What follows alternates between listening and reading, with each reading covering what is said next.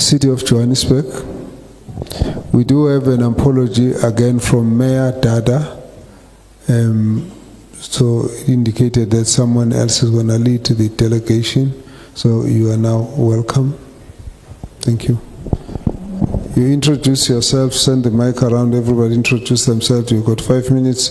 Give us about Johannesburg. We start the questions. Angikhuleke Khabazela and to abantwana baseNdlunkulu and extend my greetings to all the members of the National Assembly, the Honorable Premier in his absentia, the MECs, MEC of Kokta, all the colleagues that are present in the session. My name is Mlungis Mabaso. I'm the MMC for Human Settlements in the city. I'm acting executive mayor in this period while the mayor is overseas. I'm with the other MMCs. I will give them an opportunity to introduce themselves, but seated at the back, we've got MMC Mcina, who's the MMC for Development Planning, and MMC Mnisi, who's MMC for Economic Development, so they are not sitting in front here. If you intended us to notice them, please ask them to show themselves. Don't point, ask them stand. Thank you. We wouldn't know who is who, but it's fine. At least we know there are two MMCs there. Okay, so MMC Mnisi, and you can stand up, MMC Mnisi. She's responsible for economic development. Then there is MMC Mcina, who's also responsible for development planning. Good morning, Honorable Chair, members of the Portfolio Committee, the Honorable Premier in absentia, all MECs present, the Acting Mayor of the City of Johannesburg, Councillor Mlungis Mabaso, the Acting City Manager, Mr. Kiba Kekana, members of the Mayoral Committee present, and City of Johannesburg CFO and Co. My name is Margaret Arnolds. I am the current Speaker of the City of Johannesburg. I thank you. A very good morning, Chairperson and honorable members. My name is Loyiso Masuku. I'm the member of the Mayoral Committee for Finance in the City of Johannesburg.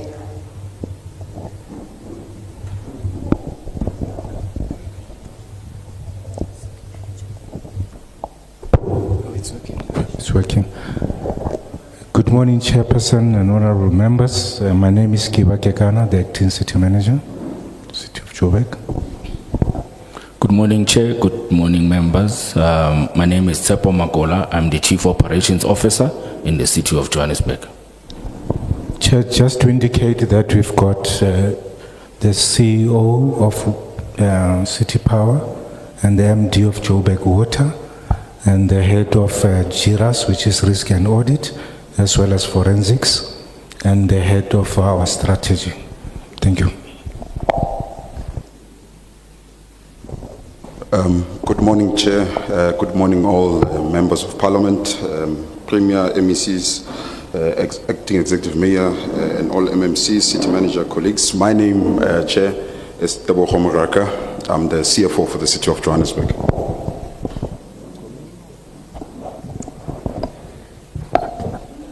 Thank you very much. We have 5 minutes of the presentation, and thereafter we'll deal with the questions. And just as a matter of interest, if you might think there might be a need for some of the managers at the back to answer questions, you will just in the process pull one chair and get them to come to the front. They'll answer.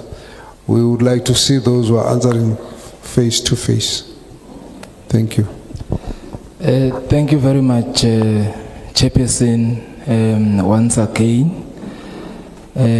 We thank the Joint Committee for affording us an opportunity to formally table our responses to the question raised by the Joint Committee. At the outset, Chair, allow me to state unmistakenly that the City of Johannesburg takes seriously the matters raised by the Auditor General and other oversight bodies.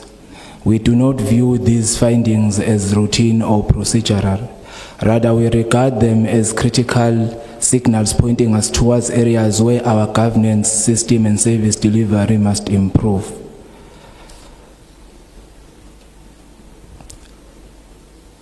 The city manager and the team will shortly deliver a high-level presentation to guide members through responses and outline corrective measures that we are being implementing. These interventions reflect not only compliance with law and audit requirements, but our deeper commitment to the residents of Johannesburg. Our goal is a resilient, well-governed city that delivers reliable services, manages resources prudently, and rebuilds public trust. As we present our response report today, we do so in a spirit of humility, accountability, and determination. We acknowledge the concerns raised, and we also reaffirm our commitment to corrective action and continued improvement. The City of Johannesburg remains steadfast in pursuing reforms that will strengthen our institution, stabilizing our trading entities, and ultimately serve the people of Johannesburg with dignity and reliability. So I will, through you, Chairperson, I will allow the acting city manager to present the formal responses that we have submitted to the Joint Committee. Thank you very much. Thank you very much, Chairperson, honorable members. Let me see. The purpose of the presentation is in accordance with the communique that we received from the Portfolio Committee. And the presentation provides a structured overview on the Auditor General's findings for 2023-2024, the city's contextual response, as well as corrective actions. Also measures to strengthen governance, accountability, and financial sustainability.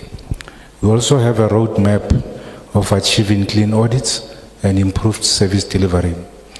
The audit outcomes review, the city achieved an unqualified audit opinion for the third consecutive year, and we noting that is part of what the Auditor General has raised in terms of those past 3 years being almost at the same place. 2 entities, we're happy to report that they received clean audits demonstrating areas of strong governance. There's Joburg Water and the Johannesburg Theatre. However, adjustments to the annual financial statements were required. I think it's a point that was made that for us to get an unqualified audit report, it was because of some adjustments that were made. But I want to make that point that they are required in terms of Section 122 of the MFMA, particularly with regards to property, plant and equipment, as well as property rates and the issue of depreciation, which is generally linked to the issue of asset management and key issues related to that around the automation thereof. AG raised concerns that the city relies too heavily on audit adjustment to achieve, that aspect. We have taken note of that. We've got responses, and I just want the CFO just to continue, the group CFO just to continue providing those specific, audit responses based on this presentation. CFO? Please remember you're doing that within your 5 minutes. Chair, thanks. I think I won't take too much time since I'm sure 3 minutes have gone. So in terms of the Section 112 adjustments to the financial statements for the City of Johannesburg, it was linked to our assets, in particular work in progress, capitalization thereof, in particular our mega projects, which are supposed to be compartmentalized and classified and capitalized as components when they are ready for use, and obviously then the depreciation linked thereof. It also looked at our impairments, in particular bad buildings that we do have, and some of the infrastructure projects that came to a halt for various reasons. A key one really being Rea Vaya, where there was issues with the bus operating companies that we have now sorted. The new contract has been issued, and you would have seen quite a lot of work happening in Sandton, for example, as part of Phase 1CA of the Rea Vaya. We also looked at the information around performance reporting and the controls that we have put in place, water losses and electricity losses that equate to around 8 billion losses a year, which is a significant amount of money that we are also looking at as the City of Johannesburg. Firstly, in terms of infrastructure investment, dealing with the illegality that the Premier spoke about, and obviously the vandalism of our infrastructure. But I think the key one there is really investment into that infrastructure. So part of the mayoral Lekgotla resolutions, Chair, was to make sure that our budget is particularly targeted towards the infrastructure entities in the City of Johannesburg. That has resulted in a move where more than half of our budget goes to the infrastructure departments and entities, and in the medium term that 50% moves up to 65%, and we'll continue doing that to stabilize our infrastructure in the main, Chair. We also, obviously, as part of our response, speak about the terms of reference of the audit committee, the establishment of the disciplinary board, and the investigations that have been done on UIFWE that has gone through MPEC and the various boards of the entities, and therefore has been regularized, and you will see the impact in the 24-25 financial statements that were just submitted to the Auditor General and National Treasury on the 31st of August. I think, Chair, the rest I will leave. The detailed response was given in the presentation in order to comply with the 5 minutes, and we'll move towards questions. Thanks, Chair.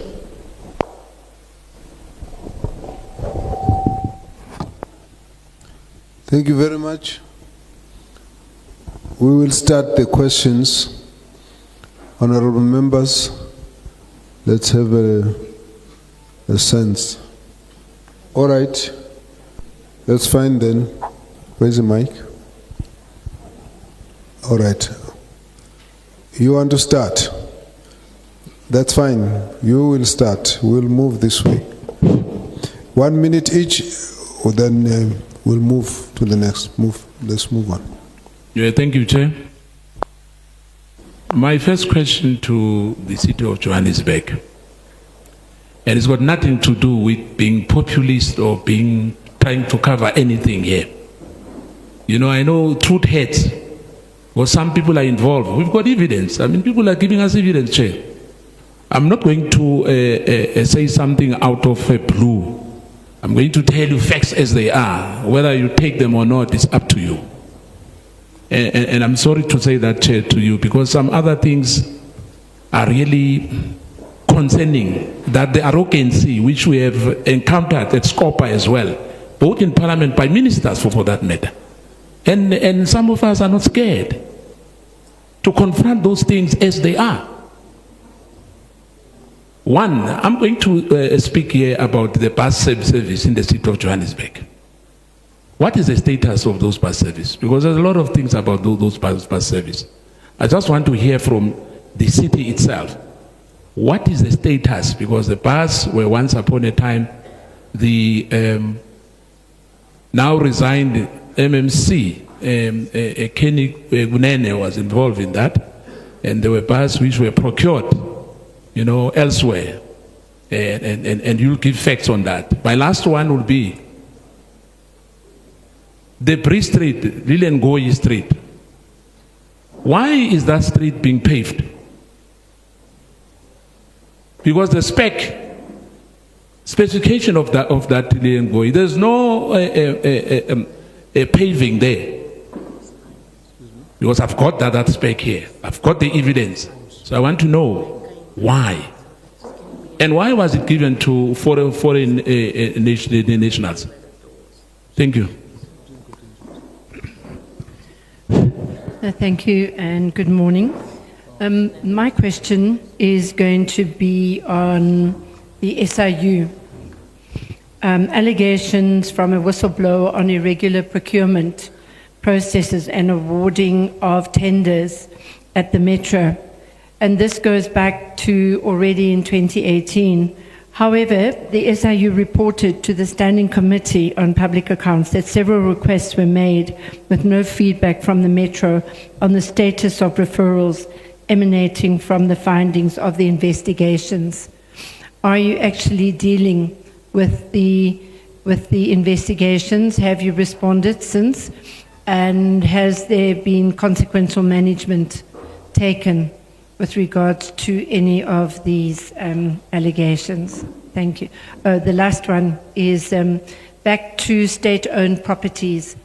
How many state-owned properties in the metro are occupied by government officials in the metro? Thank you. Sorry, what is that? You're asking, is the government houses, or you're talking about buildings that just get it clear what are we talking about? There are properties that government officials are occupying. And is that residential? it looks as though it's residential because they're talking about the electricity prepaid meters. Okay. And so it is residential. Okay, that's fine. Thank you. Let's take the next one. Thank you, Chair. The city seems to be stagnated on unqualified audit opinion with findings for the past 5 years. And one of the findings is that the action plans are not adequately implemented and monitored. What could be the reasons for that? A prohibited award was awarded. It's worth 13.34 million. It was awarded to suppliers who owned or managed by other state officials. I would like to know what are the reasons for that, and were there any consequence management that was implemented? The AGSA flagged that majority of Metro's entities relied on the audit process to produce credible financial statement. What are the reasons for that? Is that the lack of capacity? Lastly, Chair, it is stated that the disciplinary board is non-functional on the AG's report. Could we be taken into confidence? Why? No, thank you very much, Chair. The HGSA. Okay, I wanted the answers, but you have started talking. Let's finish. All right. Yeah, it's just one point from me, Chair. I think the HGSA is raising the issue of poor consequence management, that you are not seen actively holding people accountable for wrongdoing. Can you update us regarding that? Because it's one of the matters that the HGSA raised in 2023-2024. Thanks, Chair. Response? May we have the response to all the questions?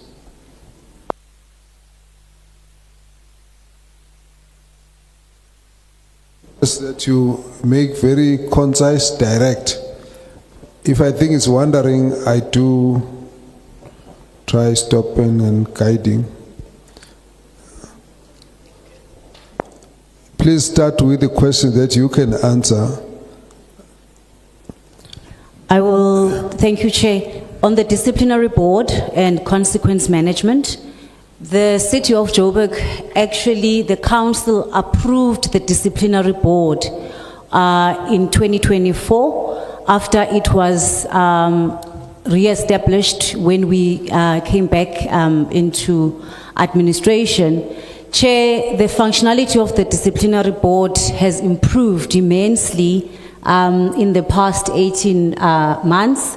We have already, through council, taken 18 matters for investigation of alleged financial misconduct. Out of those 18 matters, 6 are in full investigation with 1 billion.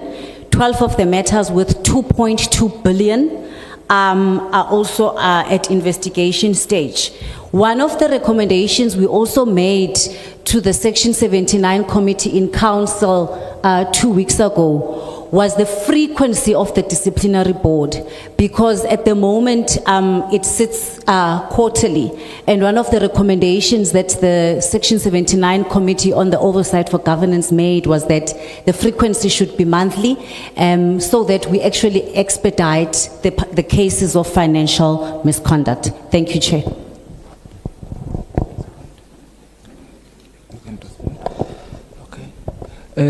Thank you very much.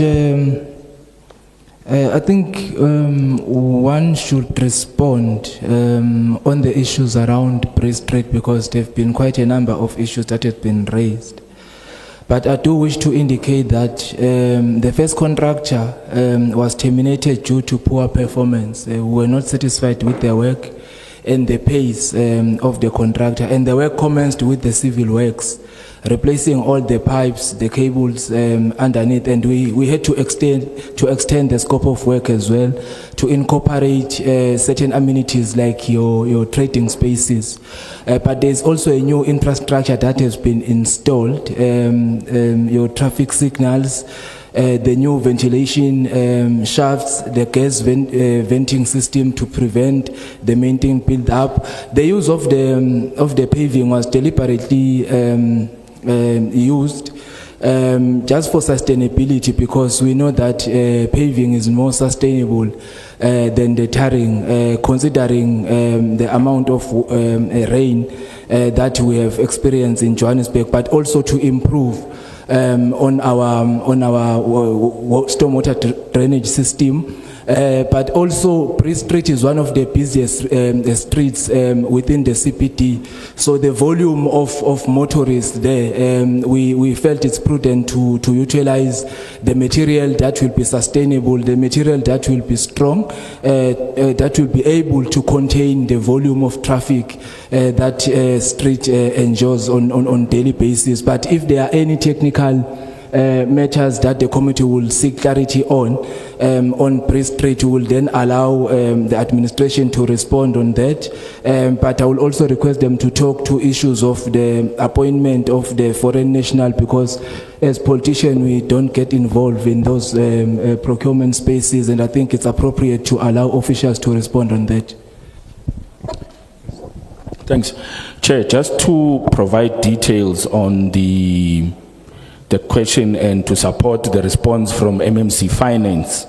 So in terms of the functionality of the disciplinary board, and this is linked to the consequence management. So there are already 6 reports that we dealt with as the board, and they link to the MTN contract, the construction of the Protea Glen fire station, the recovery, we recovered 200 million from SEP, the SARS issue, and then the payment of fire engines. So in relation to consequence management, 2 senior managers were taken for discipline through the labor relation process. And as the disciplinary board, we were concerned that one of the employees was dismissed. Based on the dismissal of the senior manager, the other employee then lodged a dispute, which the bargaining council then ordered reinstatement. However, as the board, we are now re-looking at the matter from a financial misconduct perspective, because monies were paid in advance, and we think we will then recharge the employees based on the financial misconduct regulations. In relation to MTN, again, disciplinary process was undertaken. A senior manager was dismissed as well. However, as the board, disciplinary board, we felt that 3 other managers that were involved had not been taken through a disciplinary process, and therefore will recommend. Council has approved now that we may proceed. In terms of the construction of Protea Glen, where the city paid a 2.5 million fine to the province, the director responsible for that project was dismissed, and that matter is then closed. We started with the process to recover the money from the consulting firm that was appointed as consultation for the construction, and that process is ongoing. It's actually at the courts to recover that money. As I said, the 6th one was the recovery of 200 million from SEP, which came from the project at ICT that came as a part of investigations that we dealt with. So, Chair, just to demonstrate that the DC board is in fact effect and consequence management has been infected. Council has already approved on the 13 new cases that we are dealing with as a disciplinary board, and we are getting the final disciplinaries. Chair, I do want to look at the issue around the, and I'm not sure if members Kosana was talking about, so we have two bus services in the city. We have the bus rapid transport, which is BRT, which is fully functional. I think one of the audits that came out from the AG was that the new route had not been operational, but we had concluded construction. So indeed, as part of the feeder buses, and I think you are referring to the 10 feeder buses that we had bought for the phase 1CA, and those buses were bought as feeder, and that's what created the problems with the taxi associations. But we had gone through a formal process to procure those. Metro Bus is fully functional. We have procured about 13 new buses for them, and we've received 6 of those new buses, and the service is still functional. I think the acting mayor has covered Lillian Goy. In relation to, Chair, there's a question around the SIU investigations. And I'm not sure how to go straight to it, but all the SIU investigations, and I'll refer the one about procurement of fire engines that we were aware of. We participated with the investigation. We received the final report from the investigator. However, when we did the consequence management, the challenge became through the disciplinary process that the proclamation was made by the president. However, the final report was not signed by the president, and therefore it was becoming difficult for us to manage the case, because what the defendant raised was, give us the final investigation that has been signed by the president and not signed by the investigator herself.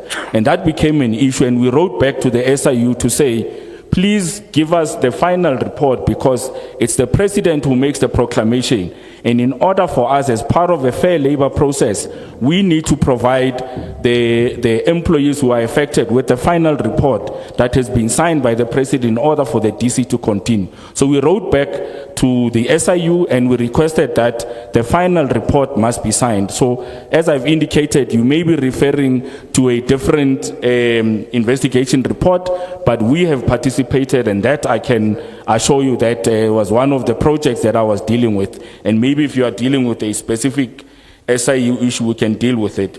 In relation to employees of the city who are residing in facilities that are owned by the city, there's a number of those. You'd recall that particularly in the emergency services, in the fire stations, we were required to work 24 hours, and therefore we had porting facilities. We had facilities in all the stations. So there's a number of those. That report, Chair, can be provided. We also have social housing facilities where we allocate them to employees of the city that either work for parks or that work in the different entities and departments, and that list can obviously be made available. But those are residential quarters that were designed from the previous administration, and therefore we've allocated them to staff that work in the municipality, particularly those that work for departments that are required for 24/7 facilities.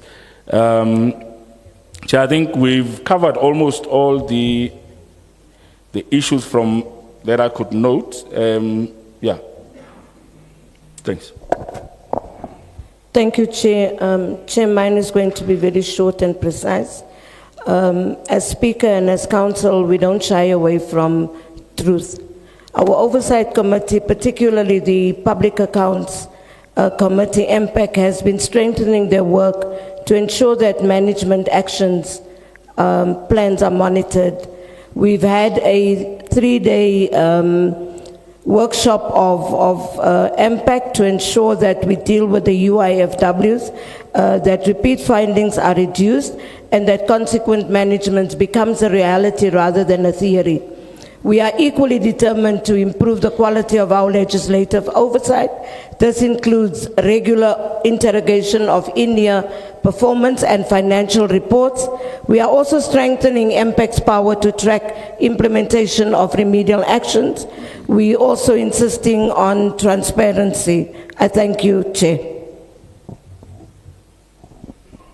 Thanks, Chair. I'll just take the audit questions around the adjustments that were made to the financial statements. Chair, as per our report, the biggest adjustments made to the City of Johannesburg financial statements were around assets, in particular our mega projects and our community assets.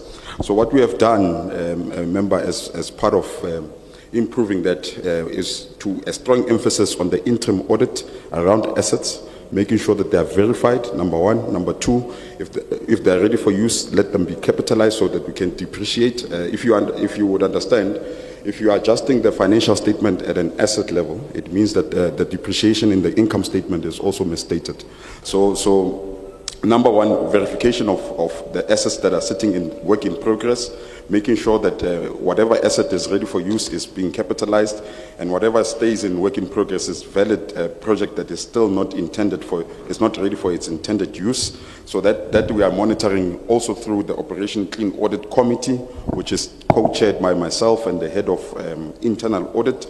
We give reports to our executive management team where we track any assets that are behind schedule and make sure that they are brought back to the required pace or in terms of implementation of that infrastructure, and making sure that they are recognized as capitalized in the financial statements.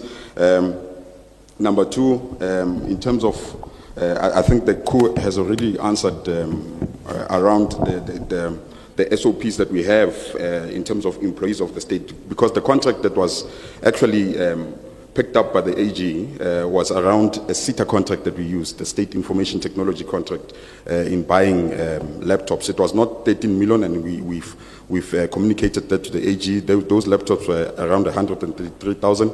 We've put it in the report, and we've communicated to the AG as well. But also we've put in SOPs in our own procurement process, which we have detailed in terms of employing a tool, a digital tool, making sure before any award is done, that tool checks if there's that entity has got any employee of the state, any sphere of government, and that has drastically reduced any non-compliance in terms of any award to employees of state. I think everything else, Chair, has been covered. I just wanted to cover that part. Thanks. That's fine. Let's proceed. As long as I think you are aware, Speaker, that the basis of the comment of the AG was on the record of 3 years of lack of action by the MPEC. So what would be more useful for us this time around is more about concrete timelines, actions and targets. What will happen when? That's really more the focus of the committee. So a general statement as an introduction of the exact plan is how we would like to look at it, so that we don't need to debate what should have been done or what needs to be done, how it is done, but what will be done with targets, with timelines. That's really what the focus of the committee is.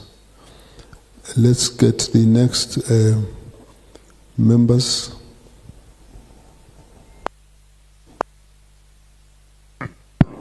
Thank you very much. I'm Patrick Atkinson, Scopa.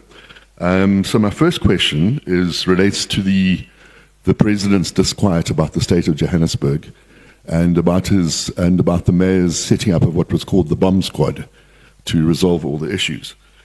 So my question is, what role does the bomb squad play, and how are they remunerated? And is that also an indication that the Mayor actually doesn't have faith in his own MMCs? The second point was with regard to the 67 billion rand outstanding debt that you have, and the role that the War Room is playing in actually collecting that debt, and what you're doing about expanding the basis of money that is collected in Johannesburg. So I'm asking, what are you doing about getting money out of the communities that are not paying at the moment? So obviously you're going after the people who do pay, but what are you doing about the people who don't pay?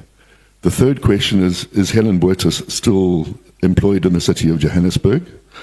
And then the fourth question relates to your water losses. I know there are 10,000 kilometers of water pipes, in excess of 10,000 kilometers of water pipes in Johannesburg, but how much have you spent over the last 2 or 3 years in fixing up the water pipes? Because obviously, as I said, 33% water losses is massive and is a huge cost to Joburg. And then the final question is, what are you doing about that potential public-private partnership in renewing the sewers of Johannesburg? I was aware that you were looking at a contract with a private entity to renew the sewers of Johannesburg. Is that going ahead? Thank you.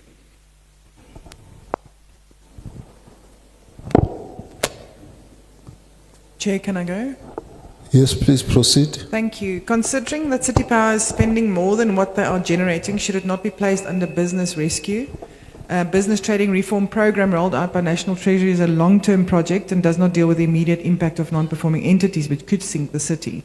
Do you not think it would be viable for Eskom to take over City Power? Then on the water losses, it's actually 45% on water losses of its bulk water purchases, over 3 billion rand annually. Why has your administration allowed this crisis to escalate far beyond the national norm of 30%? Then on the Brixton Tower and reservoir, it hasn't been finished because Johannesburg Water stopped paying, and it supposedly the city took the money for other projects. Has the city taken Johannesburg Water capital budget away, or why has capital projects stopped? Then the city identified 42 leaking reservoirs, yet repairs are only set to begin in late 2025 and some as late as 2026. Why the delay, and what immediate interventions will you implement to stop billions of litres of water being lost right now? Then illegal connections remain rampant. AG found bylaw enforcement is weak because JMPD fails to provide protection to repair teams. What steps are you taking to ensure JMPD fulfills its mandate so that these illegal connections can finally be cut?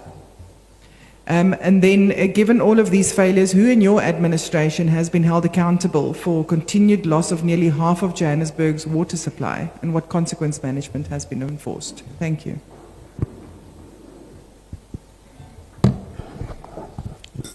Thank you. Please proceed. Can I go, sir? Yes, yes, please. Okay. Yes, please. I would like to know what is the percentage of your budget that you spend in the city of Johannesburg on infrastructure maintenance?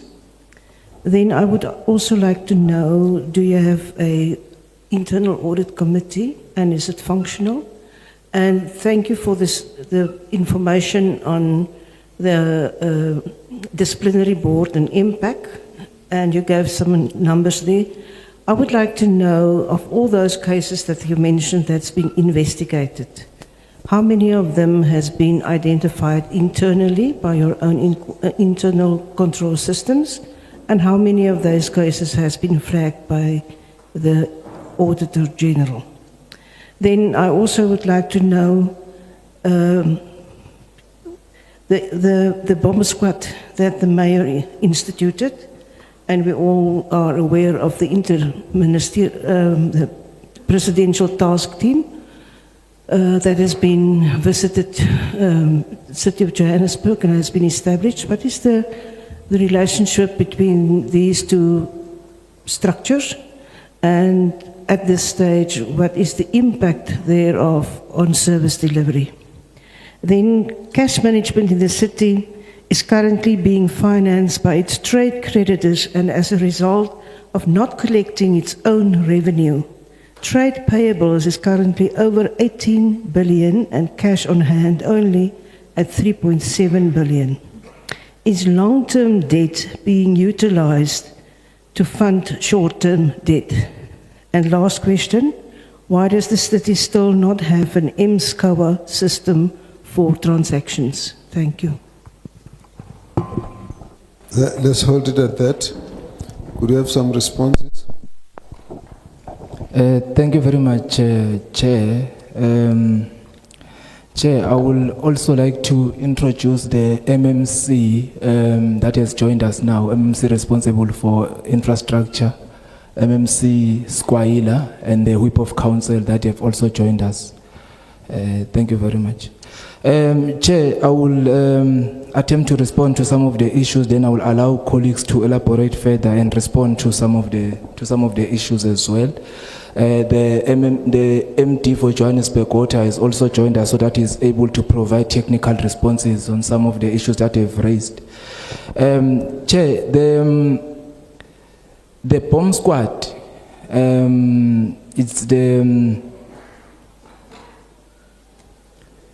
it's a group of individuals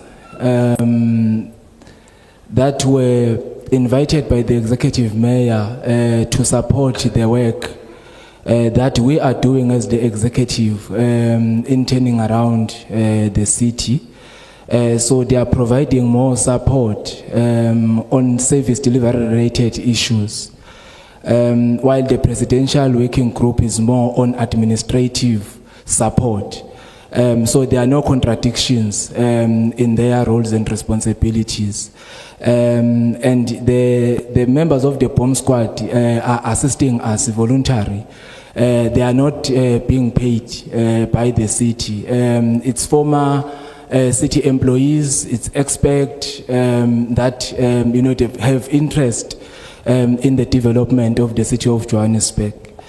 The mayor does have confidence in his executive, and that's why we are here and he's not here, because he had confidence that he will be able to respond to all the issues that will be raised, supported by the administration, of course. Now you are creating an issue. I have a letter from the mayor. He didn't say that.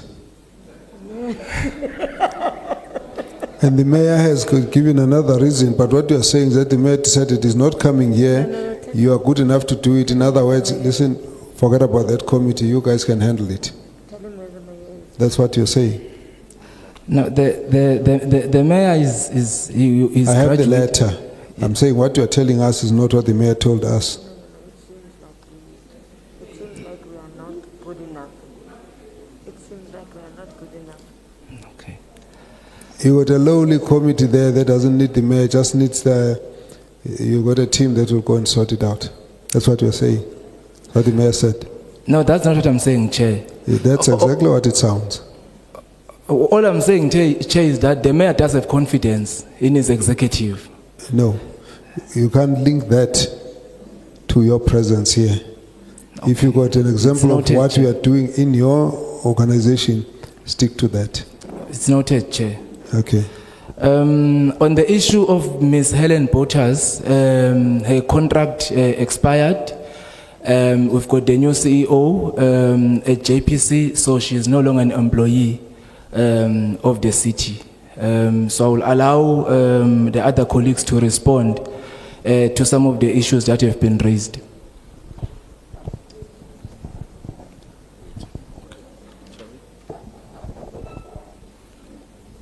Thank you very much, and good afternoon. My name is Nchaben Mukwebo, Managing Director of Johannesburg Water. I'm going to be responding to questions relating to water. The first one, which talks about how much have we spent on the fixing of the pipes in the last year. I'm going to respond to that, Chair, using the kilometers. And of course, if the actual amount required, we can always provide that. In the last year, we've replaced, the year that ended now, we've replaced 20 kilometers of our 12,500 kilometers. Of course, that's not anywhere close to what we should be replacing. What we need to do is to be channeling more resources into this issue of pipe replacement. I think earlier, the COO indicated that the city have taken a decision that most of the capital budget will be going to the infrastructure entity and department. And we are seeing that through the investment going to pipe replacement in the current year where we are in, where an amount has been allocated to replace 85 kilometers.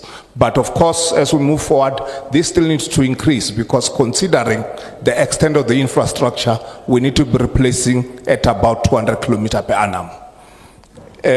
On the issue around the losses, indeed, it is quite high, and there is a strategy to deal with it, which that strategy focuses at both the infrastructure, issues of pipe replacement, reservoirs that are giving problem, as well as issues of dealing with commercial losses.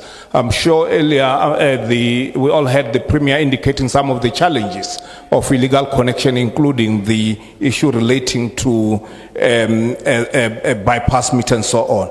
But what I want to indicate on that issue of the number, part of it is for us to mobilize community to pay for services, which is what we are doing. Because the 45% or so number is not actually talking about the amount of water that are flowing on the street.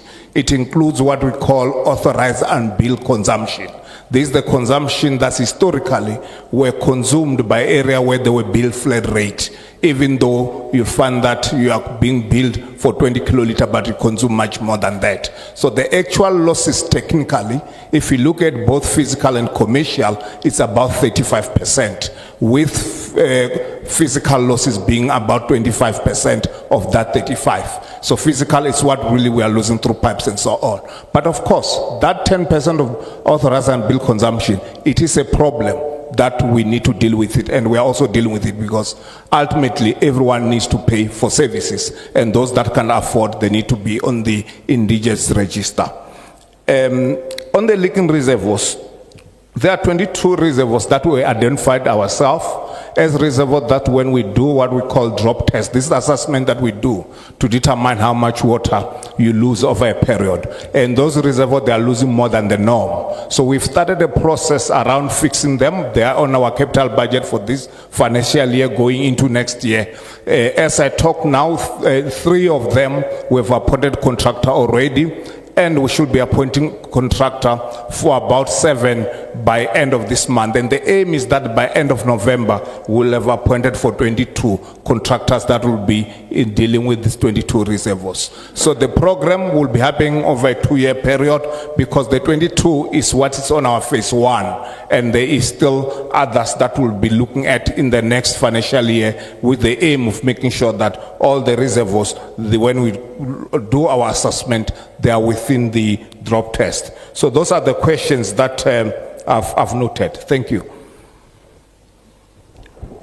Thank you, Chair. Let me then respond to the question around what our expenditure is on the repairs and maintenance.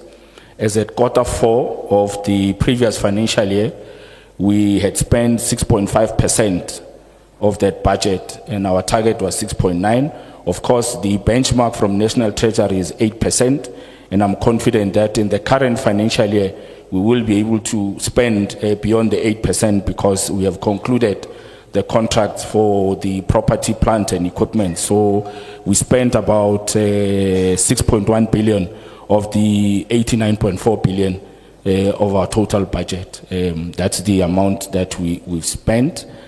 In relation to the, I think there's a comment around, or the question around whether the city should consider putting City Power under business rescue. And I think that conversation, it's a conversation that really requires context, because if you look at the business of City Power, about 10, 15 years ago, and the business of City Power currently now, there has been market changes and impact on the business of City Power, as an example.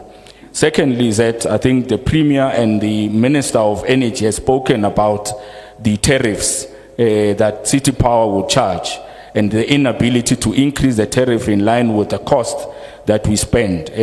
You'd be aware that recently we resolved a dispute that we had with Eskom, as an example, and that dispute lasted about 8 years, simply because the tariffs that Eskom was charging us vis-a-vis what we were charging to sell on became an issue, and that's why we're in court, and we obviously settled on the matter, and that's then been resolved. So what are we doing moving forward? Because as the shareholder, we need to intervene. There are 2 areas we said we needed to intervene. One is on what alternative energy do we provide so that we reduce the cost of buying at an expensive price from Eskom and selling at a lesser tariff, because the tariff we sell to the citizens is less than what we charge. I think the issue of the surcharge has been that issue because we were trying to recover that cost. So it is not as simple, as straightforward that we put them under business rescue. The conversation with Eskom has happened because, in fact, we believe that Eskom is benefiting more than us in the areas because they service the areas where payment is high. And as City Power, we service the areas where we have less payment, and we continuously have to put in credit control measures to to collect. And that's a bit of a difficult one, and that's why it's not straightforward that you can put them under business rescue without looking at the entire value chain. But of course, as the shareholder, we contribute.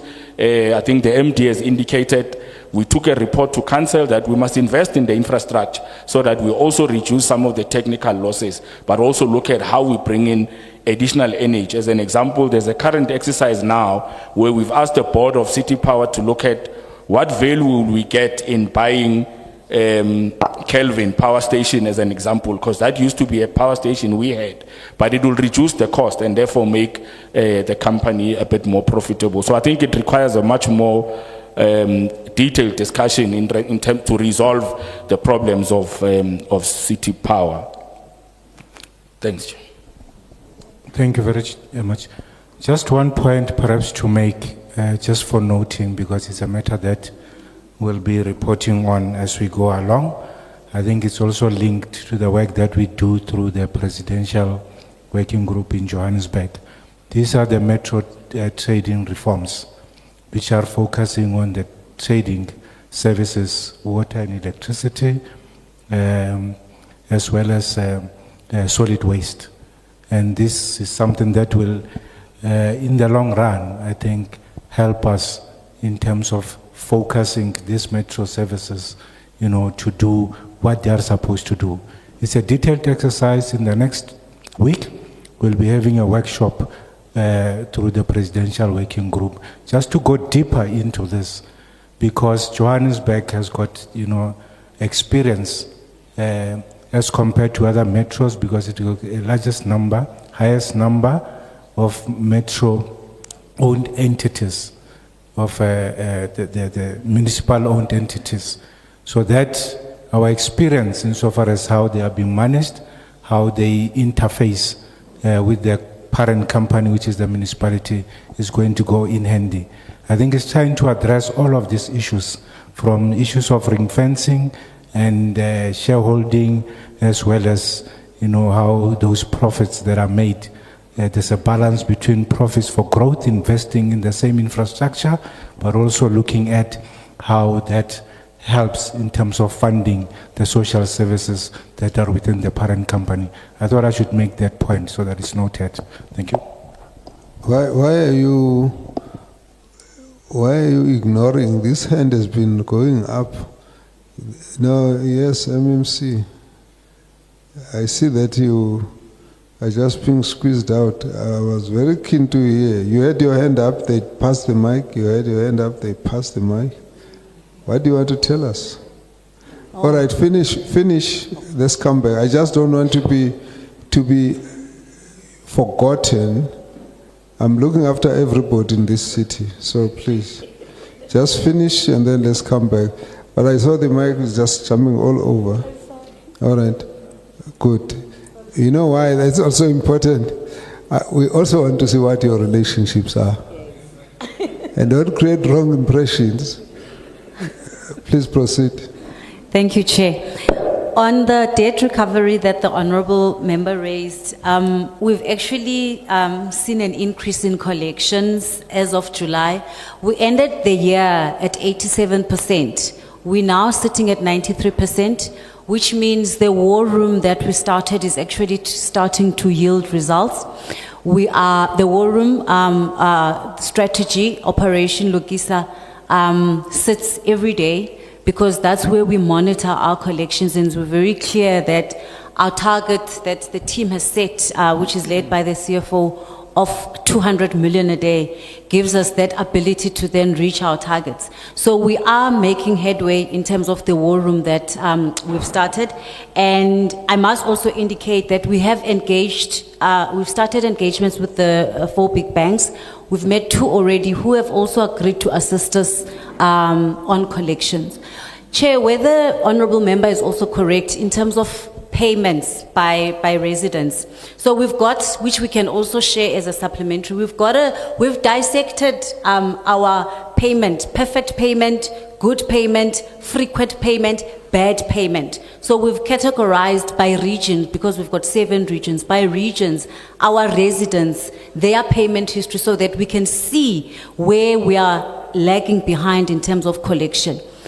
We've also, and I must thank the MEC, the IGR working streams are working. From 1.5 billion of government debt that they were owing the city, we're sitting at least at 900 million. It's because of the work of IGR and engagement, and the Premier was very clear that we must cut.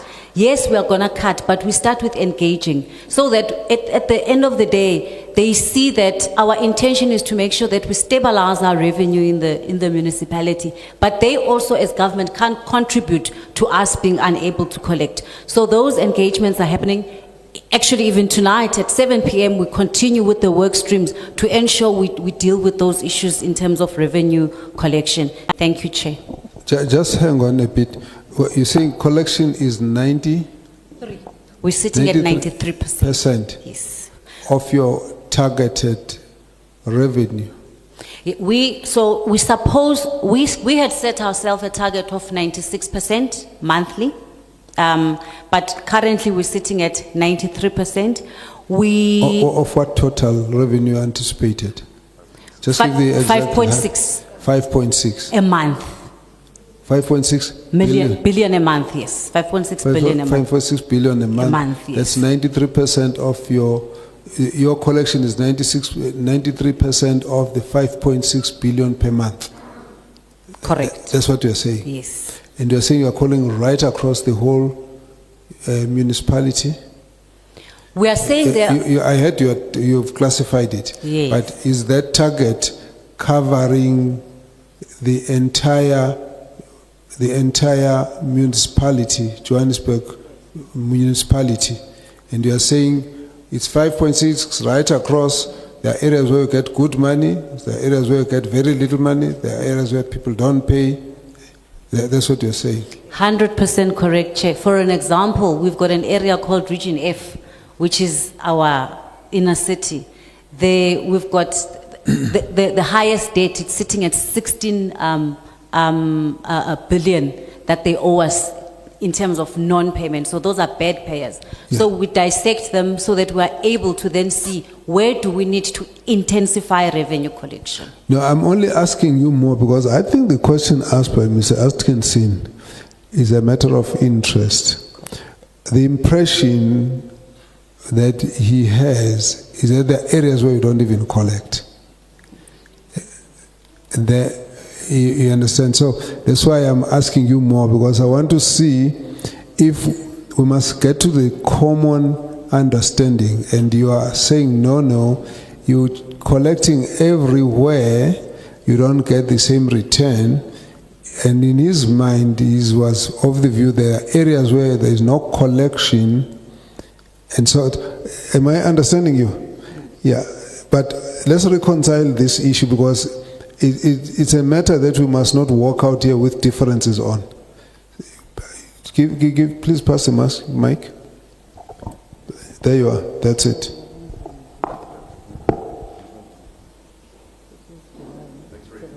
Chair. Yes. Look, I think in certain parts of the city there are a much higher level of illegal connections, of people stealing power and stealing water and stuff like that. And there are parts of the city as well which you're not able to enforce credit collection in the way that you do in other parts of the city. What I do want to know is, what are you doing about those areas? What are you doing about resolving the areas where effectively people are stealing services from the city? Thank you. Thank you. It's It's true what the member is saying.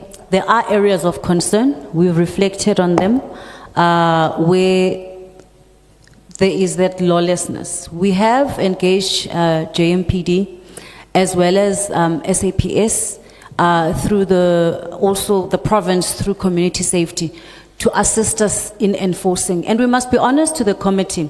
There are areas where the teams have gone out. They arrive, they do disconnect.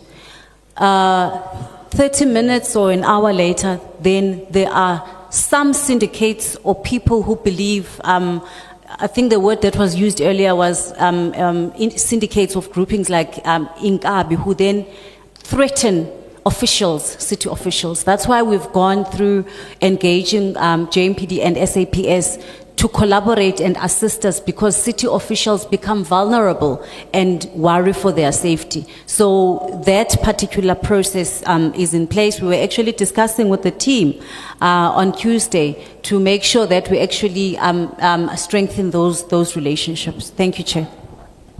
Just one point which I think you need to, as you go about, try and have a look at. The question of illegal connections. There are two issues. There are people who are poor, desperate, and they'll ask anyone to go and connect for them, and they can just go and connect. And because what can they do? Of course, that you have to deal with that. And those are supposed to be by right people that you address in terms of the indigent policy. Then you have got others who, in a way, hijack the services. Instead of you paying city or ESCOM, you pay to them. So do you have that kind of phenomenon? Have you found that kind of phenomenon of people who would want to be paid? So in other words, they'll go and do an illegal connection, you pay to me, instead of paying to the municipality. So, okay, it's better to go and pay 5 rand instead of having to pay 200 rand. Do you have that kind of phenomenon? Chair, there is, and both City Power and Joburg Water are investigating. There's actually been arrests of some of these kingpins through the investigations done by the entities. And I think that's why we talk about targeted investigations in areas where we are seeing that we are losing the most energy and water. What we are also doing, especially in our informal settlements, is to put what we call solar grids as well, so that we bring down the cost of electricity in the informal settlements, or even in the, let me say, previously disadvantaged areas, so that even the cost from City Power buying from ESCOM is reduced in the space. But there has been arrests, we've seen that phenomenon, and we are continuing to investigate, definitely, Chair. Okay, that's fine. If you are done, let's go to my favorites now. Yeah, I just wanted to address the question around the triple Ps and obviously bring in private partnerships in terms of the water. Yes, that program is actually at a very advanced stage now. Transactional advisors have been appointed by GTEC, the government technical advisory committee that sits in the National Treasury. But at the same time, DBSA has actually come on board to fast track that process. Obviously, the infrastructure fund, which sits within DBSA, is also a partner. So we've got 3 stakeholders there: GTEC, which / National Treasury, DBSA, and the infrastructure fund. The transactional advisors are already on the ground. So if you look at where we were last year, we were talking about terms of reference. At least we've now appointed the transactional advisors, so we can bring these programs to financial close. It's monitored by both us and the Department of Water and Sanitation through the DG, Dr. Sean Phillips. We did also have a workshop around triple Ps and the need for expanding the triple Ps. Just as recently as Monday, ourselves, City of Johannesburg, Cape Town, and eThekwini, so that all 3 metros, when we enter the market, we have similar, I guess, go-to-market strategies, because we'll be, in effect, looking at the same funders for this infrastructure. So definitely it's on, and our mission now is to make sure that we finish it in the fastest possible time. That will deal with non-revenue water, pipe replacement, and water reclamation. Those are the three major projects which run into billions of funding. And in terms of are we running our institution on credit? No, we are not. Credit management and liquidity is run centrally at group, making sure that suppliers are paid as and when they come. Obviously, we need to intensify collections to make sure that there's funds within the city, but centrally we manage that to ensure that we don't see long outstanding debtors or creditors in our various entities or departments. And the last one, Chair, Brixton Water Tower, it was paid, and that project should be coming to a close, I think. But MD can comment on that. In that question, are you responding to the issue of taking a debt to pay a debt? Yes, to say, are we taking debts to pay a debt? No, we can't do that. The Regulation 45 does not allow us to use to do that. So we pay our debt as due. Even the short-term loans that we do get with DBSA in particular, we pay them back as required. Okay. Yeah, but let's move on. Well, no, just wait. No, there's a couple of outstanding questions. No, you respond. We were very eager to respond. Please proceed. Good afternoon, Chair and the members. Chair, the question I wanted to respond to was the issue of the audit committee and whether any of the financial misconduct matters had been raised by the AG that the disciplinary board is dealing with. The city, yes, it does have a functional audit committee. It's a group audit committee. And you also have at entity level, each entity has an audit committee.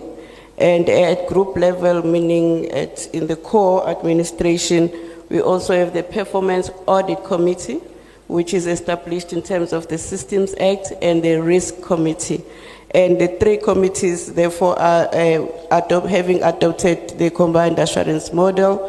They then consolidate the outcomes from their oversight engagements on a quarterly basis and report through to the mayoral committee. On the issue of matters that the disciplinary board is now handling, it's a combination of issues, especially the older matters. Those matters would have been identified by the AG, but the city has established a system where each department and entity must declare on a monthly and quarterly basis any unauthorized, irregular, fruitless, wasteful expenditure, because that does constitute a financial misconduct. So those would have been declared by the departments and the entities. Right now, a bulk of those that the disciplinary board is handling, that have been referred to council, are those that are historical matters and a few that are recent. We are also in the process of analyzing all the reported incidents for referral to council, because before the disciplinary board can conduct an investigation, we have to report to council on all of those allegations, and council will then so mandate either a preliminary or a full investigation. Thanks, Chair. So the two that I might have missed, there's a question on the PPP. If you responded to it, please redo. Then the other one was on the payment. You said the Brixton Water Tower has been paid, but the leaking reservoirs, there's a delay issue. Did you deal with that?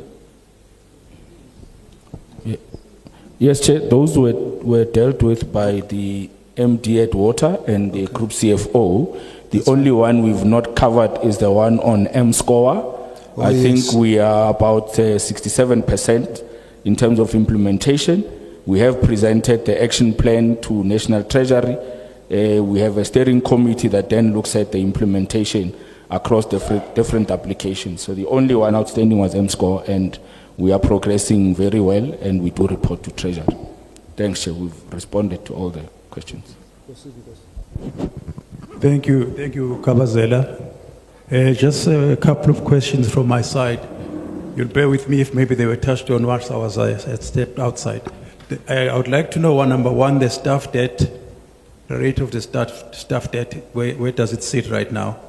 And the percentage, second question, the percentage of salaries, in percentage and in number.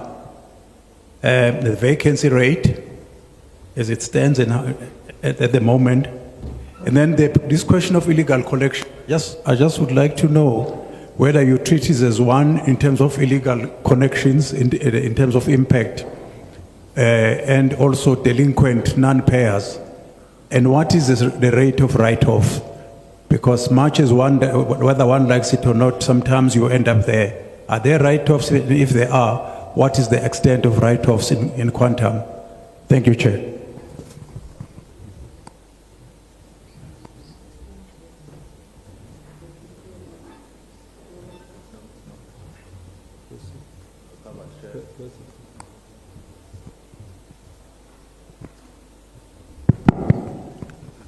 No, covered share by some of my colleagues, but I just feel sure that maybe I should raise this to the municipalities here, just to caution the leadership of the municipalities that it is an offense to lie or to mislead Parliament. Maybe should have raised that. So as they are here, they must not intentionally or cover up or mislead Parliament intentionally. So I just feel sure that maybe I should actually caution the members that are here. Thanks. Thank you, Honorable Mtolo. Honorable Spees. Thank you, Chair. Chair, through you, to the leadership, I want to understand, based on the National Finance Minister's concerns expressed recently about your cumulative amount on UIFW, an ultimatum was set of possibly withholding your funding from Treasury. I want to understand what actions are you taking with regards to irregular expenditure, and some of it accumulating from years of between 2018-19, 2021-22, and a lot of that was for paying panels of service providers, and then also your request to the minister to write off your debt, your 5 billion rand UIFWE that was recently in the media. What is your reasons behind that? And I want to understand, how are you going to put measures in place to prevent that incidents like that does not happen again? And then I also just would like to know,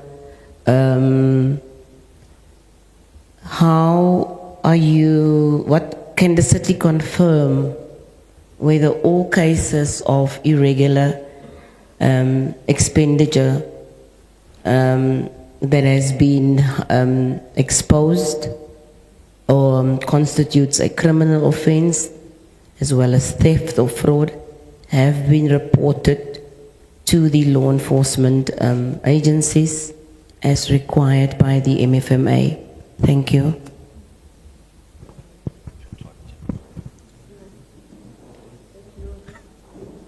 No, thank you so much.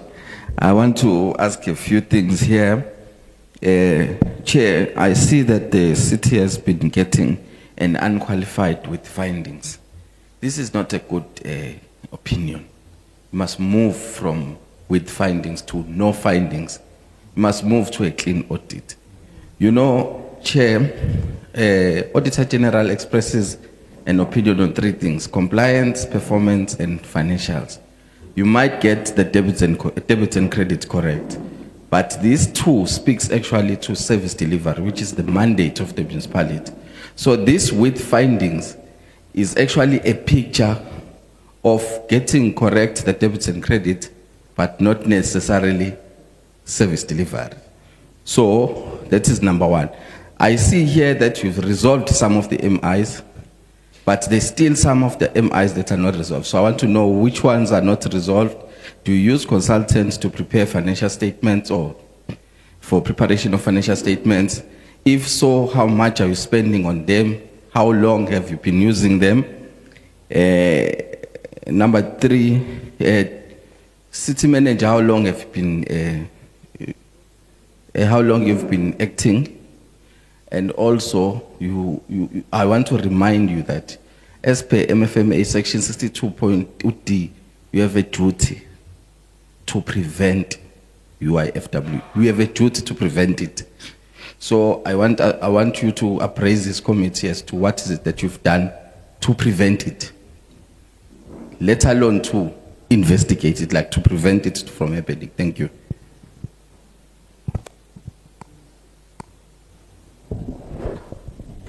Bond?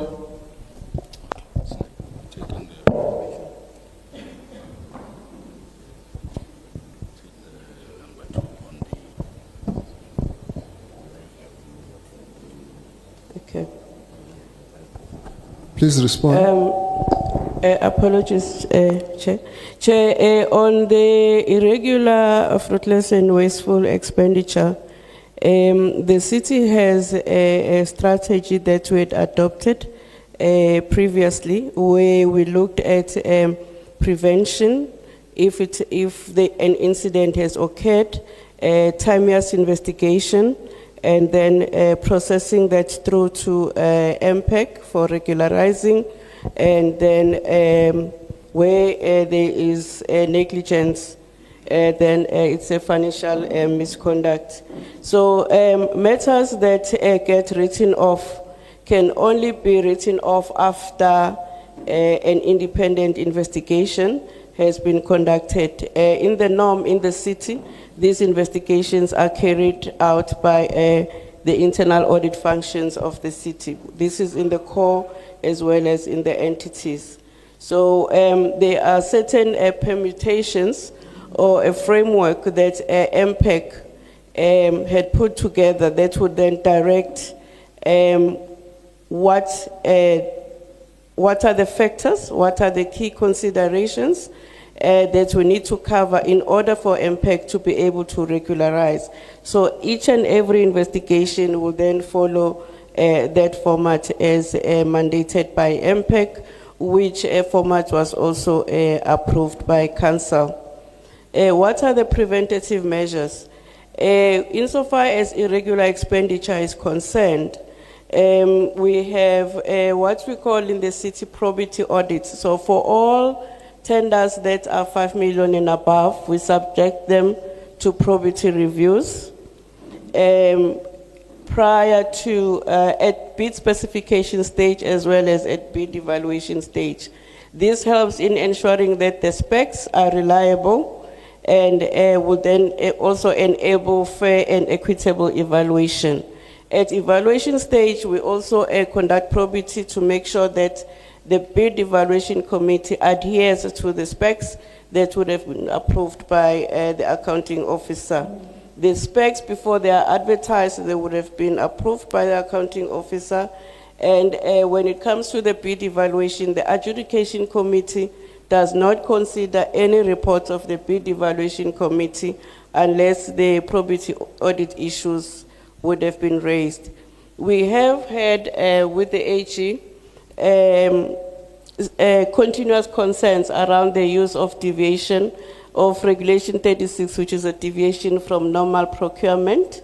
And insofar as that is concerned, the use of Regulation 36 is also now submitted to probity. So again, before the city manager can approve a deviation from normal procurement, it would have been subjected to probity to ensure that it meets the regulatory compliance. We may still have issues where a deviation which did not meet regulatory requirements may have been approved, but that was because the city needed to ensure continuity of operations and service delivery. But that has become more of an exception in terms of the current practices in the city. The issue, fruitless and wasteful, what had caused a spike was really the continued dispute between our entity City Power and SARS. It has been resolved, and another dispute that we'd had with ESCOM against City Power has been able to resolve that. So that had caused a huge spike in terms of our fruitless and wasteful expenditure, but ordinarily the city would have zero tolerance for fruitless and wasteful. But it does then mean that for this year and 25-26, bar any issues that the AG may discover, we should see a sharp decline in our fruitless and wasteful. The only other battle that perhaps remains a challenge is that what was raised earlier around our losses. And because the two entities end up overspending on our bulk purchases in the main, and that has caused an increase in our unauthorized expenditure. But as my colleague here, the CEO of Joburg Water has indicated, there are measures that are being put in place. We are of the view that the measures that are being put in place will not be immediate, they are more in the long term. But that's the nature of the beast that we are facing, in that the capital investment in our infrastructure will have a longer term impact in terms of us mediating or mitigating the increasing overspend on our losses. Thanks. Oh, MIs, there were issues around MIs. There's only one material irregularity that remains outstanding that relates to our bus rapid transport system.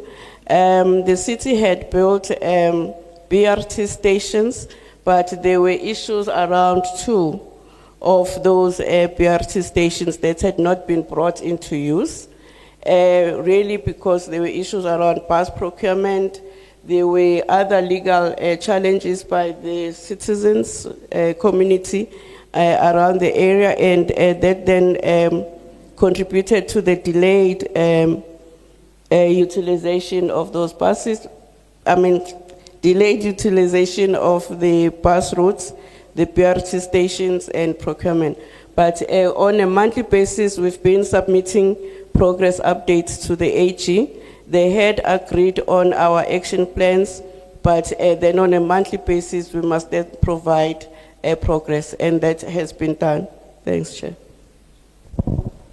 Yeah, Chair, just also to add, the other MI that had been concluded, what was outstanding was to collect the money from MTN.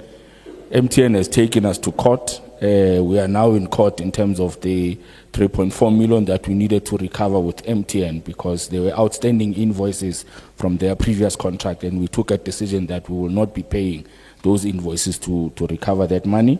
The other point was around reporting to SEPS. We do report those cases once the internal audit and our group forensic have investigated. We also have a special unit within the GFIS unit that tracks the prosecution of those cases by SEPS, and they work with SEPS on a regular. So on a monthly basis, we get updates on how far is the prosecution of some of those cases. I think the rest of the other issues, I'm sure the CFO could respond in terms of salary and the likes. Yeah, my responses are too short. I think the first is that I started on the 30th of June, the last day of the financial year, and 30th of June. Seconded from the province, Yes, yeah. But I'm well aware of my responsibilities from a point of view of being a successor in title. I'm well aware of what my responsibilities are. And just to indicate the second question, the second part of your question, I suppose it's not about what am I perhaps to do. I think it is what we put as mechanisms in the institution to respond. Because I think it's important to build resilient institutions that can, survive individuals. So there are quite a lot of things that have been done.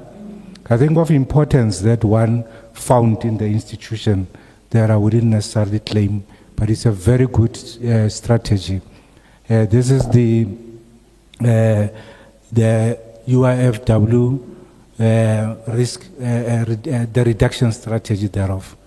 I think the very key component in that strategy, it's about accountability. Because we say, I'll just use a simple example. When there are electric poles in our townships or in our cities, in our suburbs, and they're energized and there is no bulb to give people light, there is an individual behind that action or non-action that is being paid by the institution. The question is, who is that person? So that we can separate, accountability I think is very much important. So this reduction strategy of the city incorporate, accountability. There are key elements of that strategy, which is prevention and detection of incurrence of each category of the UFWE. We also have the in-year monitoring and reporting for regulatory compliance. I think you made a point about what AG looks for when they make their determination. So the issue of compliance becomes very critical. I'm sure in the opening you heard me when I was saying we've got a strategy towards a clean audit. And that clean audit means we must eliminate those other 3 points, those other 2 points around performance and compliance. The third element is about timeous investigations. I think the chair even indicated, or the focus of the committee is about what was not being done, which, we're talking about historical or legal issues. Where investigations are done, reports are there, we are not implementing, or we delay. So that is a responsibility of the accounting officer to ensure those things, if you want to enhance accountability, they are done without fear or favor. So that is one aspect that we are busy implementing. The fourth is timely submission of investigation outcomes for resolution on recovery or write-off. I think that's where the legislature comes in. Sometimes you look at reports from 2016, 2017, legacy issues that did not find a route towards being dealt with by MPEC and Council. So those are the key elements that are not about me as a person, but they are about how do we institutionalize these things so that we build a resilient institution that will survive beyond our time. Lastly, it is consequence management. I think it's something that we now confronting face to face. Because when you say there's a financial misconduct, there is a person. Who is this person? When there are regulations, regular expenditures taking place, who is this person? So we are managing those, and I'm sure you'll see, going forward, you'll see the current and the next financial year, you'll see that we will be upping that game of consequence management. And I'm glad there is also a record that the senior executive management team, even before I came, they had a workshop focusing on what they referred to, no repeat audit findings in the institution. Each and every senior executive has got a letter that says there's consequence management. But thank you so much. Now we proceed. Thank you, Chair. The question by Member Buthelezi on the vacancy rate. Our current vacancy rate is sitting at 6.6% in the municipality, and You are aware that the DPSA norm is 10%, so our overall vacancy rate is at 6.6%. I must mention to the committee that on senior managers, we are sitting at 20% on the senior executives. We're not doing so well there. We're sitting at 20%. We have, however, on the 15th of August, we advertised 3 senior manager posts for the head of public safety. We advertised the head of group comms, and we advertised the head of social development. Then that will assist us to decrease that 20% on senior managers. Then the other question was on the staff debt. Currently, our employees owe us 84 million. And then for councillors, it's 2.5 million. So combined, it's 87 million. One of the strategies that we do implement in the city that the administration is very clear on, when the employees get their bonuses, so they do look at the double charge, so that if you owe the city, we are then able to recuperate that. The Speaker of Council, as it relates to councillors, is very consistent in terms of ensuring that councillors are reminded to also be responsible for paying for their municipal bill. So those were the ones from Honorable Buthelezi. Oh, and then you did, I think you were asking about the actual remuneration expenditure, our employee costs. We're sitting at 26.8%, and we are below the 30% of National Treasury. Thanks.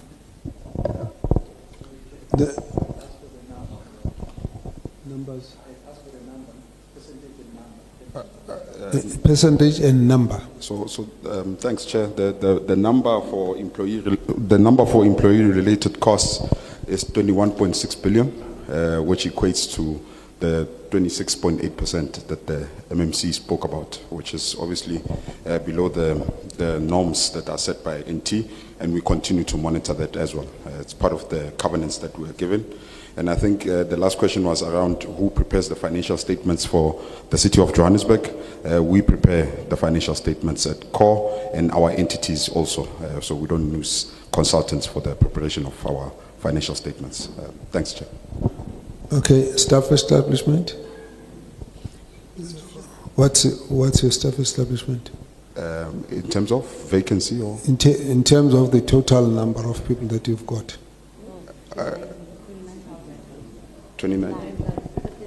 39,000 employees, Chair. I just looked at the number, the number we pay, but it's 39,000. Thank you, Chair. Okay, thank you. Let's take the next questions. Thank you, Chair. Most of my questions are covered. I only have one question. If I may ask, what was the reason behind the municipality's decision to sell Kelvin Power Station at first? And if you were to repurchase it, what will be the monetary value for repurchasing? And how much do you anticipate to save in future? And beside the potential savings, what are the benefits would come from buying it back? Thank you. Thanks, Chair. Greetings to Johannesburg City. I was listening attentively when you're explaining this issue of UIF, because it emanates from the report of the AG. So you are also telling us that you are zooming in on it. But please qualify it, because the AG, the latest report, says that you don't have an appetite to investigate the UIF. What informs the AG for that? Because it talks about a number of things. One, can you also take us into confidence in terms of the MPEC, if they are functioning? There is one. Secondly, also alluded to the fact that you have an anti-corruption unit. Kindly share with us with how many cases are you dealing with in terms of corruption that is taking place in the municipality? Because some of the issues are also identified by the media. Being the latest one was the issue of water tankers. That I think there's an investigation about it. It's an allegation on corruption, about 263 million. And maybe you were here, you were here when we were engaging with the Premier and MMCs. we raised the issue of the billing system is one of the major issue in the city of Johannesburg. Please come clean.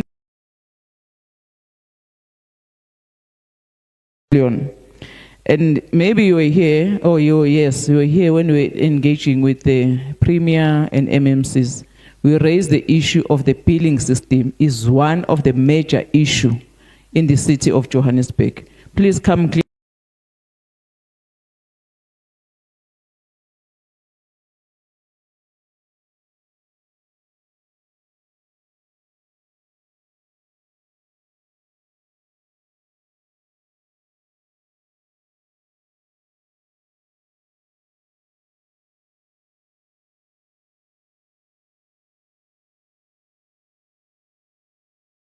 Issues that are raised by the AG is the lack of leadership in terms of the administration.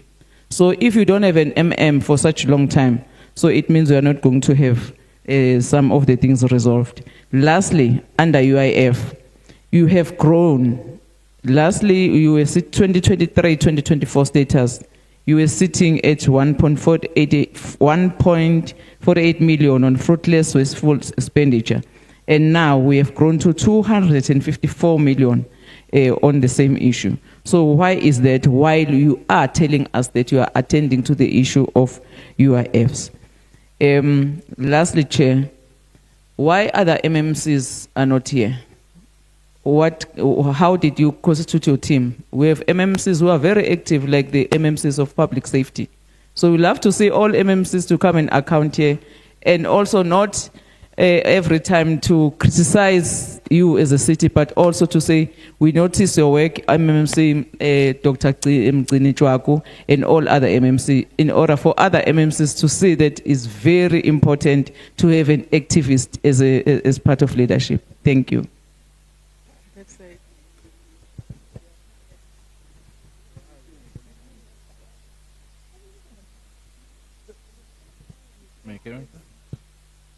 Thank you, Chair, and greetings to the team from the City of Johannesburg.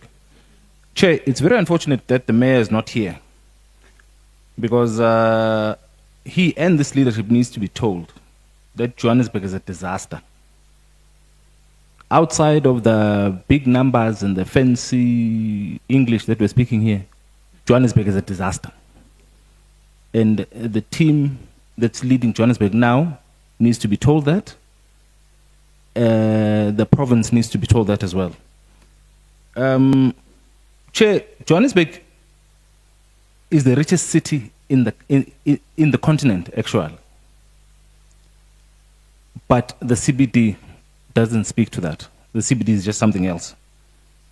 Hotels and all of the big businesses around that were around Johannesburg, they are no longer there. They've all left, because it's actually even dangerous to be in the city.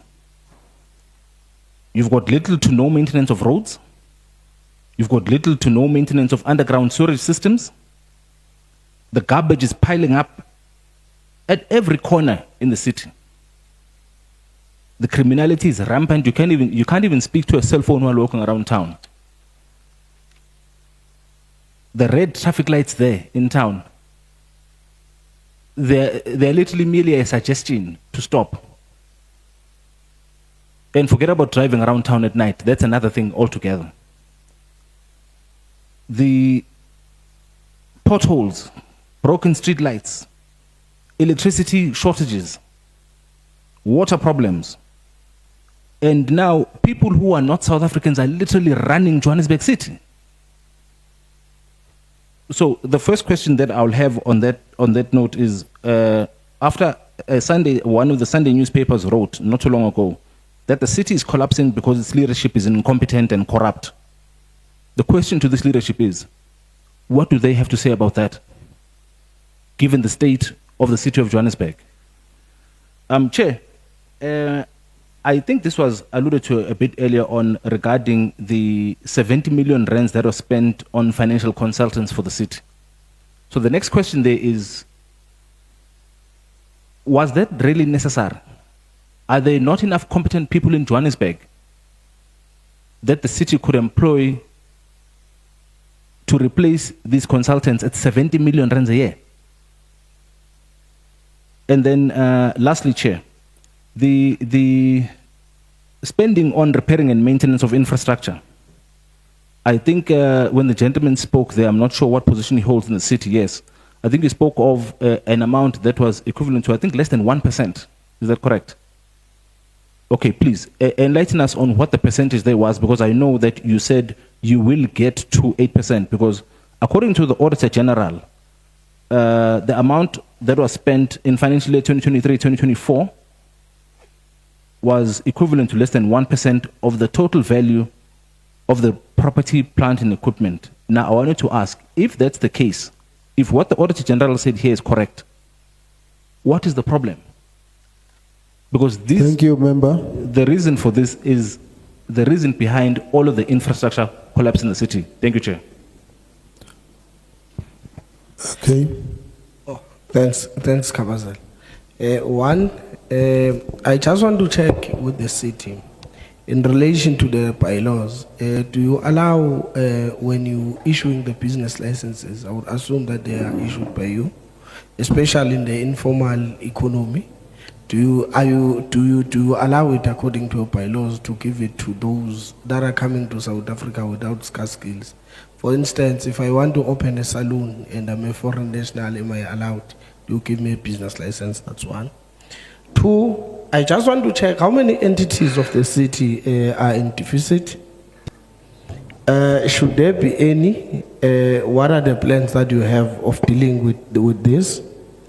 I've noticed that there are some of your entities that are doing pretty well, especially from social media, like Joburg Market, Joburg Theatre, the JTA. I saw there they built a very beautiful library and BRT stations.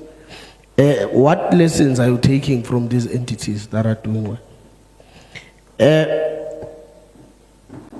In line with the above, I see that you have paid some performance bonuses. I just want to check from which entities are these senior managers that you have paid, and have you paid any in the municipality itself?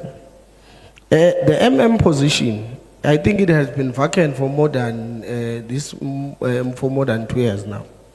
I just want to check because I see that it had become a generation and acting position. What are the plans? How many people have acted in that position? Is it true that you intend to sell some of your art collection to some business venture that is led by previously Advantage, which is white people? If so, what is your plans with Joburg Art Gallery? And the reason why would you want to specifically sell it to these white people? When last did you do a whole institution review of the city of Joburg? As I'm almost done, on city power. The city power is operating, it was reported by the end of last year that it's operating on an overdraft that is more than 16 billion. Why are you allowing this? It is also reported that, purported that the bulk of your executive are without postgraduate qualification. Is this true at City Power? Lastly, I just want to check why you are allowing the way that that is being operated. On revenue, I just want to check the person that is acting there, does he have the background and the qualification that are in line with the acting at the revenue, and why don't you have a permanent person there? Thank you. And lastly, the 93%. That's your third last, eh? Let's The close, 93% you are speaking about is of this financial year or last financial year? Because if you look at the last financial year, it can't be that there's an increase in debt in payments and your interest income that is linked to your less collection. But you are saying you collected 93%. Can you just allude on that? Thank you. Thank you. Let's deal with those questions. Thank you very much, Chair. The position of the city manager in Johannesburg has been vacant since December. and it was through a court judgment against the appointment of the city manager. It's not 2 years. But where we are now, the processes have been completed. The interviews were conducted, and they've undergone a competence assessment. So that's where we are now. I think in the next few months, council will consider the report. The delegation, how it was composed, we looked into the issues raised and the department that are more involved, and that's how we composed our delegation. But I do need to indicate that all the MMCs are very hard at work. MMC Chwako, for example, as you had indicated, he's very hard at work. He's actually assisting in even dealing with criminal activities in the inner city, and I think you would have seen him, being on the ground, leading operations, making sure that all those that are involved in criminal elements are apprehended. The state of the inner city, we acknowledge the challenges within the inner city, and that's why we have deployed various interventions. And all the departments, they've been assigned responsibilities in trying to deal with the issues within the inner city. So our rejuvenation process required that we deploy more resources, but we also involve other spheres of government, because other issues that are within the inner city, they goes beyond our scope of responsibility and the mandate that we have as the city of Johannesburg, like issues of illegal immigrants, for example. We do not have a competency as the city of Johannesburg to deal with them, hence our collaboration with Home Affairs. I know the provincial government as well, because even in the IGR, we do engage quite a lot around the rejuvenation of the inner city, and there are resources that have been deployed by the provincial government in attempts to assist the city of Johannesburg. But the biggest challenge that we have with the inner city is around the evacuation in the bed buildings, because for us to run that program successfully, we need to provide alternative accommodation, and the reality is that we do not have sufficient resources as the municipality to provide alternative accommodation, and that's why we had escalated the matter to the human settlements at the national level to see how they can best assist us in securing resources so that we are able to provide more alternative accommodation for us to evacuate more buildings. There are buildings that we have already evacuated. There are buildings that we had already demolished as part of our processes to rejuvenate. But over and above that, JMPD has also deployed officers so that they are able to deal with criminal elements. But the reality of the matter is that resources are not adequate for us to respond to the expectation of our residents. Well, I will allow colleagues also to respond to some of the issues that have been raised.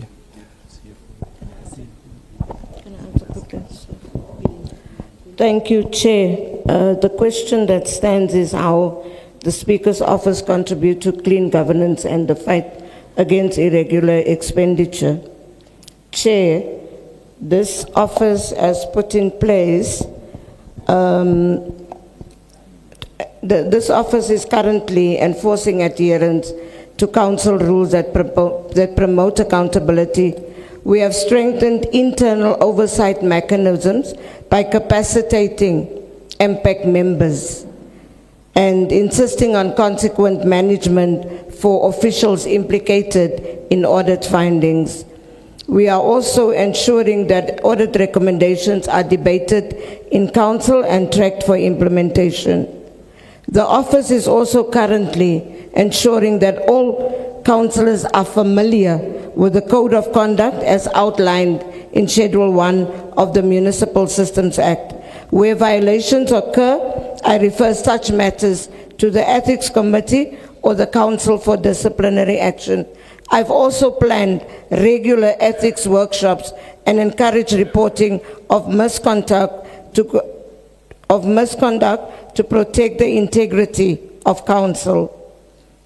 Chair, we have also ensured that all oversight committees, including MPAC, are properly constituted and meet regularly. MPAC meets almost every week.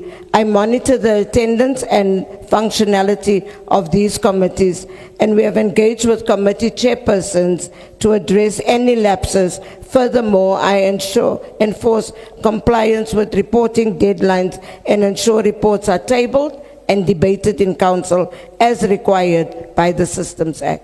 I thank you. Thank you very much, Chair. The question on the institutional review. Our last institutional review was in 2012, 2013. There was an approval granted by council in 2017. However, there were challenges with the then administration, and subsequently the matter was investigated, and because there were certain allegations with the then administration at the time, then that process didn't go through. We have subsequently received approval. When analysis has already been done, council has given us, so we've already started that process as the member asked. Then, Chair, we personally don't have information, so we would like to request if the honorable member perhaps can furnish us with the consultants or that he made reference to, or the companies, as the City Core and the CFO also can confirm on record. We will be then happy to investigate and be able to respond, so that if it is something that is in existence, we are able to give the committee a proper response. But we have not utilized any consultants in our institution to compile any statements and to do any work in the finance department. Just hold on there. Both yours and the speaker's comment. This member, Mtolo, was saying members must not mislead.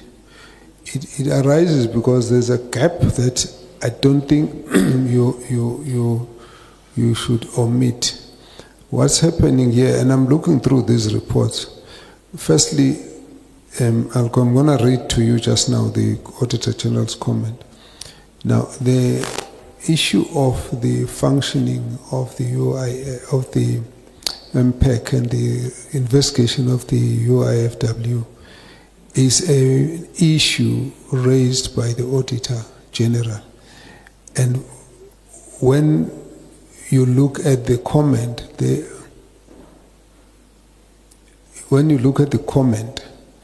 the comment is saying they came to that conclusion based on looking back at the 3 years. So that becomes the issue. Then they make a comment that they've noted this response which you gave, and they are of the view that maybe next time they audit, they will find the report, the record of the things that we're talking about. So you might then be dealing with issues where things were not done and you report from where you started doing them, and this gap doesn't cover the Auditor General's report. I wanted to look at that because I think that's what's happening. Now, you just seen I've called the member to come closer here so we can talk about this. I'm just trying to get to this report. The Auditor General specifically reports on the Gauteng expenditure on the consultants, and that report I'm going to ask the member, because mine is taking long to come, to read that paragraph. If you can just pass to the member this so that you can read. Now, we need you to focus on it from that understanding, because where we're sitting, what you're telling us is not in line with what the Auditor General is saying.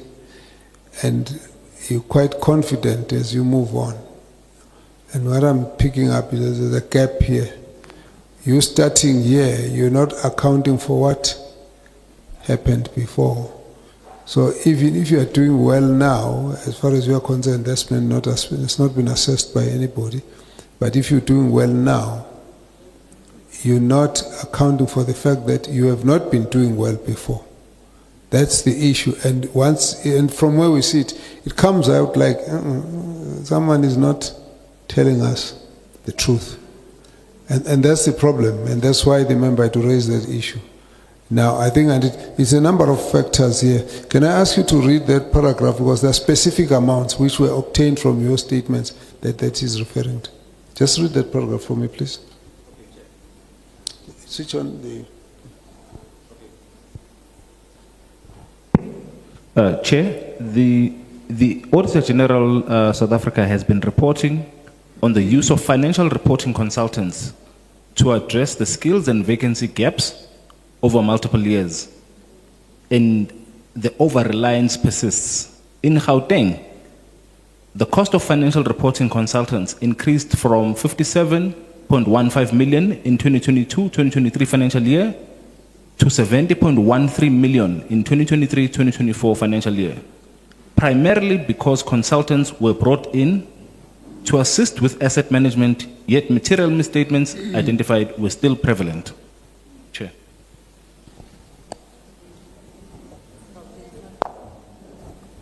So, from where we sit, Aklangan. Okay, Chair,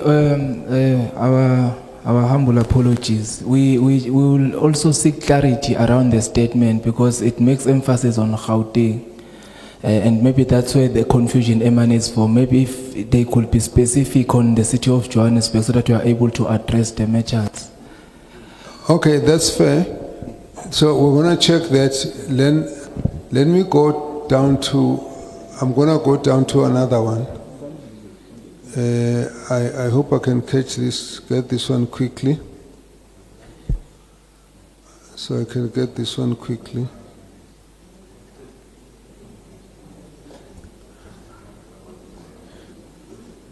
You could just pardon me, as I'm going to now have to scroll to the issue that... Okay.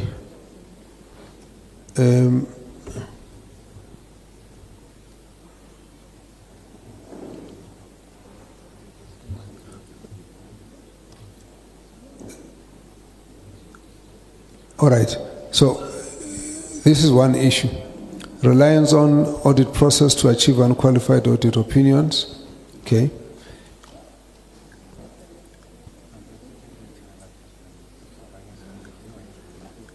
Then they say in 2023-24, the city was amongst those that received unqualified audit opinions every year for the past 3 years, despite having initially submitted poor quality financial statement that they then corrected. Okay. So whatever you do now, they've got this record going back. And then non-investigation of unauthorized, irregular, fruitless and wasteful expenditure. The Auditor General's Report 2023-24, page 2126, the city has not investigated unauthorized, irregular, fruitless and wasteful expenditure over the last 3 audited financial years. Now, this issue has been raised by 2-3 members already. Okay. And that's why I stopped the speaker at some point and said, no. Don't explain what we know is expected. That's not the report. The report is saying you have not done it.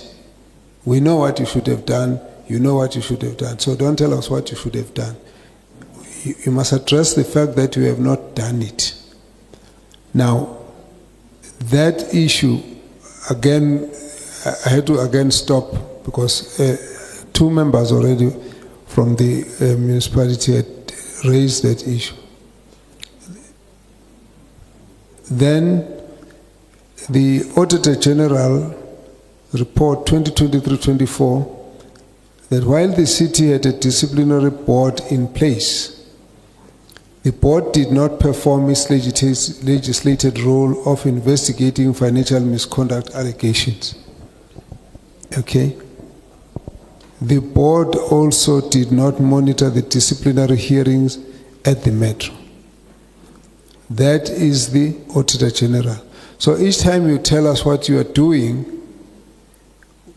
we are not able to reconcile with this unless you can tell us from now on going forward this is what we are doing, but from now going backwards we didn't do it. If you're not saying telling us that, then we actually think you're trying to mislead you. Shy. Now, if anything, this committee is very sensitive to that because that's our job every day, to always pick up when things aren't as true as they sound. Of course, non-compliance with section 131(1) of the MFMA, as per Auditor General report 2023-24, the mayor did not ensure that the issues raised in the audit report were addressed. So whatever you explain to us now, that's why you hear the members here saying it's very unfortunate that the mayor is not here.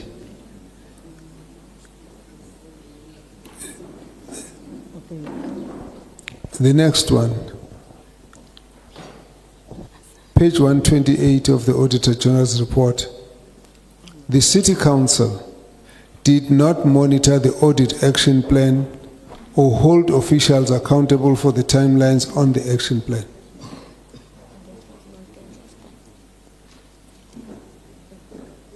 MM is disagreeing with me.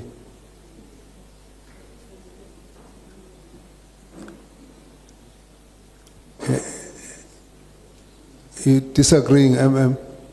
I see you are not even listening. You dismissing us. I don't find it quite proper when we actually explaining to you what the problem is. You're actually talking to each other.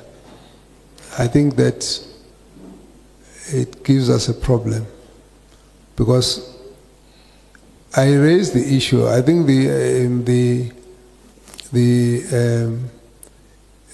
acting mayor made a comment, and I said that comment is going to give you a problem, and it begins to give a pattern. So please, let's just focus, because we can't sit here and create an impression that we don't care whatever you say. Now, the problem now, we're getting an impasse because you are saying you are doing all these things and Auditor General says you are not doing all these things. So take us out of that. Chair, thank you. I just want to... hold on. Just hold on. Sorry.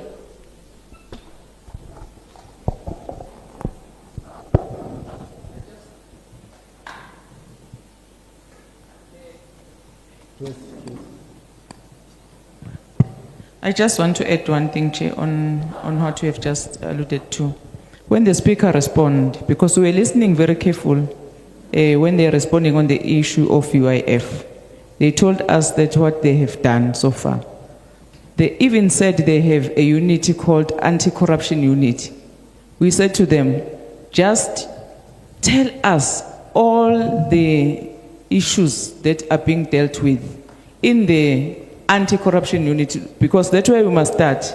MPEC, Audit Action Plan, but we have your own unit that deals with these things that are raised by the AG. But the speaker couldn't also tell us what are the criminal cases or what are the corruption cases emanating from their own unit. after they have learned, they went to town to tell us how good they are to address the issues from the Audit General. Just as a matter of interest, probably 80% of us here have been civil servants. So we know the game, how you fudge issues. Must sound like even if it is not. And that's all we're very sensitive to. So we're now going to limit what your response that you give us. We want to know why we have this gap and what are you doing, from when have you been doing it. Let's separate it clearly. If you are not sure, let's not go into guesswork. Okay. So I will be interrupting if I think you are not going the route. Thank you, Chair. The committee is correct on the disciplinary board in terms of the gap. When I spoke earlier, I indicated that Council approved it in March 2024. The disciplinary board was established during a term of a previous government. Then there were changes in government. The government that came in 2021 de-established the disciplinary board. They didn't want to accept the guidance of National Treasury. Then when this new government of local unity came back in 2024, we re-established it, Council approved it. So where the committee is correct is that there would have been no disciplinary board active in the city of Johannesburg in 2023 and the earlier months of 2022 because of the previous government who did not want to utilize the disciplinary board. So there I can confirm that there would have been that gap. And therefore the things that we are saying are only active and having started in March 2024. So the political changes created that particular problem. There were different governments. Okay, but your government, ne? No. So you deal with these issues in terms of the financial years and the fact that whether you are a different group and different coalition today, you still the same term of government in office since 2021. You're only getting out next year. It doesn't matter if you have changed mayor 6 times. You're still the same. And therefore everybody takes the same responsibility.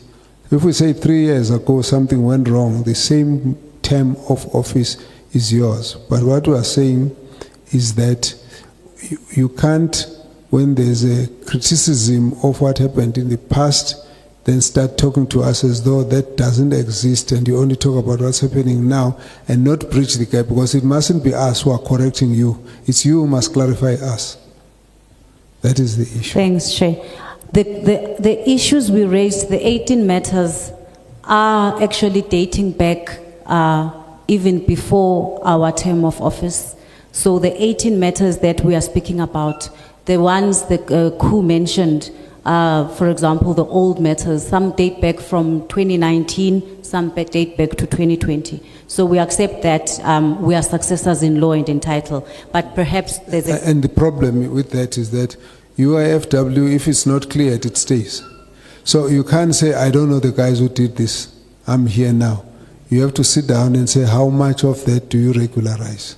That's really what catches you, and you can't then argue that, well, those guys are gone, we are now here. That's the point. Noted. Thank you, Chair. Thank you, Chair. Chair, I think we are full in agreement, especially what MMC Masuku has said, and we are not denying what has happened before we came in, but I think we also told you how we will fix what has happened then. For us fortunate sitting here in this room, Chair, we have a previous chairperson of MPAC with us that can also say to you, Chair, that she's also been struggling with that UIFW's, the Honorable Mam Nontenja was our MPAC chair before, and after Mam Nontenja left, we had a gap. Do you know in Parliament you rule it out on irrelevancy? Thank you, Chair. I'm ruling you out on Thank you, irrelevancy Chair. now. Thank okay. Let's go back to the questions. Please focus on the questions and I'll keep cutting now. If I don't hear that you are going there, I'll cut you. So Okay. let's deal with our No, outstanding thank you, question. Chair. Chair, so as far as the speaker is concerned on MPEC, we are definitely working to fix what we have not fixed in the last 3 years. And I would want the coup to assist us on the anti-crime committee that is there, as well as your favorite person will also deal with that. I thank you, Chair. Let's deal with the questions. Okay. And Chair, we would like to profusely apologize if we communicated a message. We're just trying to confer based on the information given, just to ascertain facts. So we want to profusely apologize. Just clarify on those issues. No, thank you very much, Chair. Chair, I think just to go straight to the issues. So, in line with the response from MMC Masuku, in terms of the establishment of the board, and the work that MPEC has to do in terms of the final write-off that goes to council. You'd recall that that process is a process that has to be approved at council, and some of the committee members are councillors who sit on MPEC. But administratively, the investigation of all of those matters would have been concluded. First one, the group internal audit team will investigate all of those matters, including the ones that we picked up. You're giving us a lecture of how the system should work. We're not asking you that. No, Chair, I'm getting to the actual... No, let's go straight. Okay. So, for an example, Chair, let's talk about the consultant, the use of consultants to conduct financial statements in the city. We have not used consultants to conduct investigations in the city. We have the group, which is the group CFO. We have a group head, which is Ishwar Ramdas, responsible for the compiling of financial statements. Each department has a director of finance and a complete team that does the financial. So what had happened with, after the AG issued that media statement, myself, group CFO, and the AG, we then reached out to, the head of GRAS, we reached out to AG to say, the statement that we are using a consultant to do our financials, it is not correct. Can we have a consultation so we can understand where that comes from? Because obviously it's creating a bit of challenges in terms of how we compile the financials. The point that the AG had raised was around the adjustments that we make, which is the concern that she's raised, that when you do your financial statements, you then also make adjustments before we conclude the audit, and that's where the AG raised and challenge.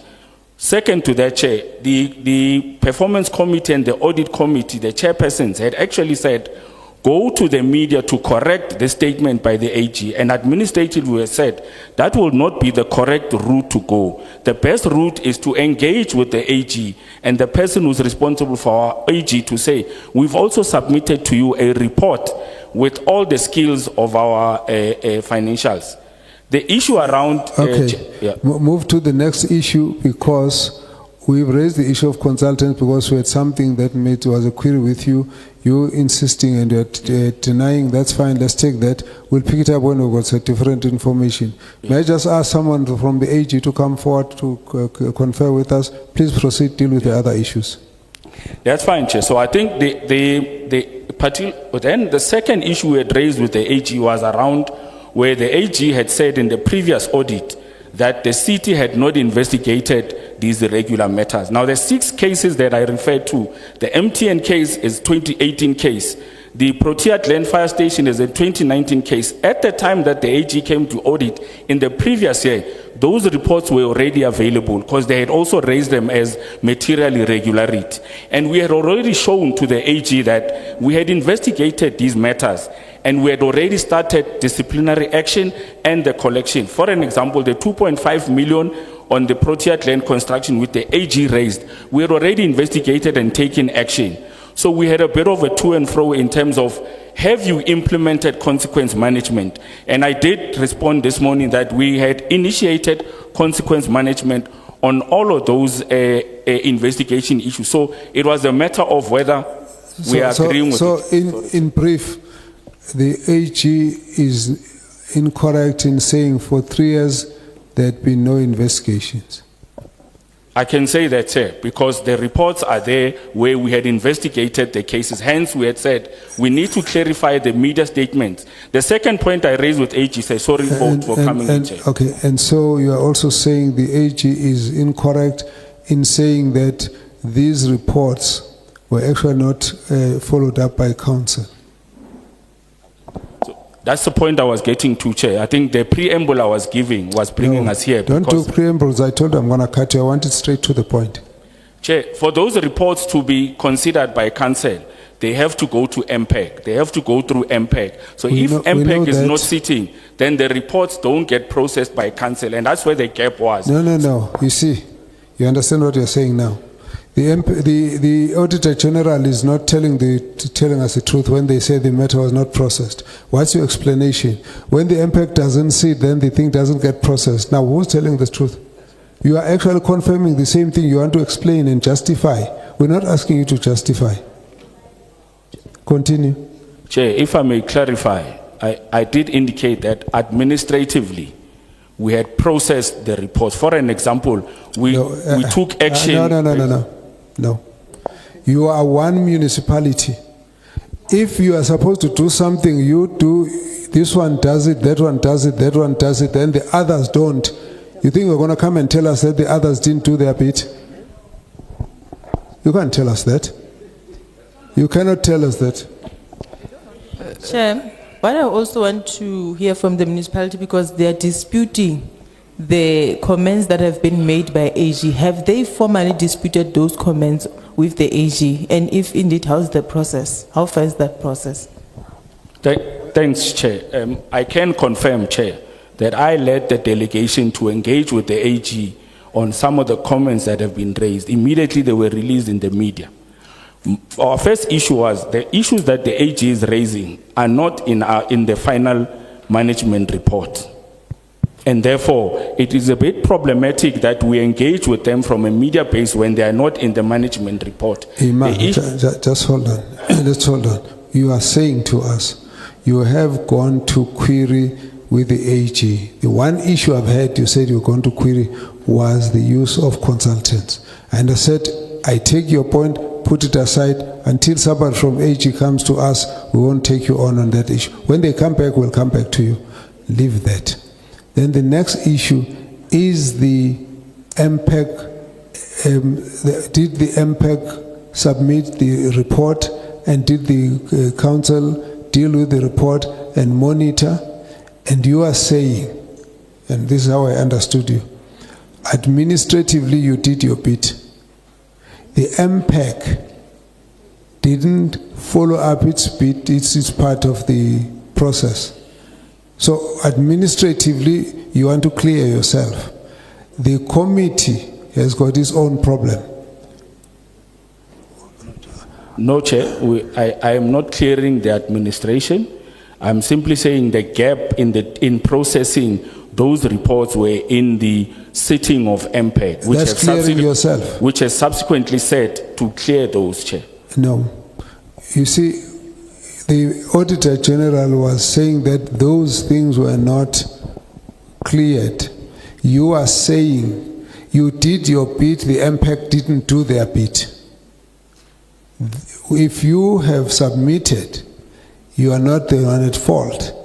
If the MPEG committee didn't process the thing through right up to council because they didn't sit and you said so, then it can't be your problem. And I'm saying to you, you can't separate parts of one unit of a municipality and say to us that if your part did it, the other part didn't do it. We're not asking you, we're asking the municipality. And you're making us argue over something that's completely obvious and there's no need for it. And we didn't come here to argue. We didn't come here for political opinion. We came here just to get facts. So don't try and play around. All these guys here are politicians. So when we start politicking, we actually pick it up quickly, but that's our skill. So don't try that route. Okay? Now, let's close this issue. The Auditor General's report for us stands. Whatever your explanation is, that report stands. And we're not going to argue with you whether you like what the Auditor General said or didn't say. We don't want to know your view about it. We want to know the facts of what happened. And when we look at the facts, we don't care who didn't do it. We just want to know this is what happened. That's all. So don't allow us to get into this kind of debate because it's unhealthy. And we're wasting time for it. Let's answer the rest of the questions.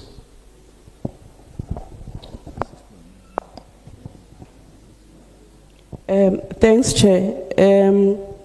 Chair, there was a question on the cases that are currently under investigation and how many have been criminal cases that have been reported to SAPS. Chair, I can indicate that we ended the year with 555 cases, of which 442 would have been grouped to be either fraud, corruption, or maladministration. 100 of those 110 relate to illegally occupied buildings, stroke hijacked buildings. And in terms of the disciplinary cases, there is 44 that our forensic investigation team is following up on. And the criminal cases, we've got 68. We also monitor recovery, where the recommendations from either the investigation or the disciplinary action would have been that we recover. So there are 12 matters that are currently being monitored. That is the state with regards the investigations that are conducted by our Chief's Department. I must indicate, Chair, that insofar as financial misconduct matters, they are distinct. They are defined in terms of the Act.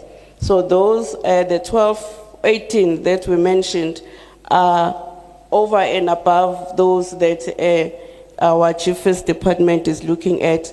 These are those that our disciplinary board is overseeing as mandated in terms of the regulations. Some of these matters that are under investigation by Chiefs could be matters that are financial misconduct, but because I don't intend to resuscitate the issue of the disciplinary board being in place or not, but you do then find that Chiefs would have investigated or will still have matters that are financial misconduct in nature, and we are analyzing our database to then make sure that these matters get routed to the disciplinary board so that we avoid a technicality where we can investigate, charge an official, and then they can cite that our forensic investigation department may not have had the jurisdiction as defined in terms of the law. There was an issue, Chair, around the non-implementation of audit findings. I will respond to 23-24 and post 23-24, meaning 24-25. In 23-24, we had monitored the implementation of corrective actions. This is citywide, and we would have submitted a consolidated report on the rate of resolution, and not just AG audit findings, but also internal audit findings. We were sitting at the end of the year with 86% rate of resolution. But as what have we then done subsequent to year end 23-24, the acting city manager did indicate that when he came in, we'd already had a workshop where we were looking at these findings, revisiting our remedial actions, and there is a directive vis-a-vis any repeat findings that the AG may have for the 24-25, that senior management, respective senior management, will then be held accountable. So yes, we did follow up 23-24 We have continued to follow up 24-25, but an improvement is that now we've got that accountability matrix that has been workshopped and agreed to with management. Thanks, Chair. Thank you, Chair. Just the question on the repairs and maintenance. Our target for the previous financial year was 6.9. We concluded the financial year at 6.7, which totals 6 billion of the 89.4 billion, which is our total budget that we spent on repairs and maintenance. The issue around the art gallery that was raised, we are not selling the art gallery, Chair. There is a process to review, to upgrade the art gallery, which is implemented by JDA and community development. However, the snag we have is the movement of the art in the art gallery to a safe position. We have received some proposal from some of our partners, and we are reviewing how we do that, because the art is very valuable and it's expensive, and therefore we don't want it to end up in wrong hands and then be accused of selling the art itself. So there is a proposal that our legal team is looking at in line with our partners, and this is of course monitored over a period. In relation to bylaws and whether we issue permits to foreign nationals, that is not allowed. There are 3 departments who are involved. EMS does the inspection of the facility. Development planning also looks at compliance in terms of buildings. And then we have the economic development department that then issues the final permit. Once all of those 3 departments have then, of course, investigated that. So it's not part of our bylaw to actually implement through JMPD. The issue around the Kelvin Power and the sale of Kelvin Power, this happened around 2000 when the city amalgamated all the different municipalities into a single uni-city. And the leadership at the time, because the city was in a financial difficulty to raise funds, took a decision to sell Kelvin, Igoli Gas to the private sector, to be run by the private sector, but still get the services. And that's when that decision was made, around 2000 or so. The benefit to buying back Kelvin, of course, we've not done the study to look at how much it will cost us to buy back. Currently, Eskom charges us about 30% for administrative cost, and not for the actual electron that you buy. But with Kelvin, we actually we don't incur that 30% cost.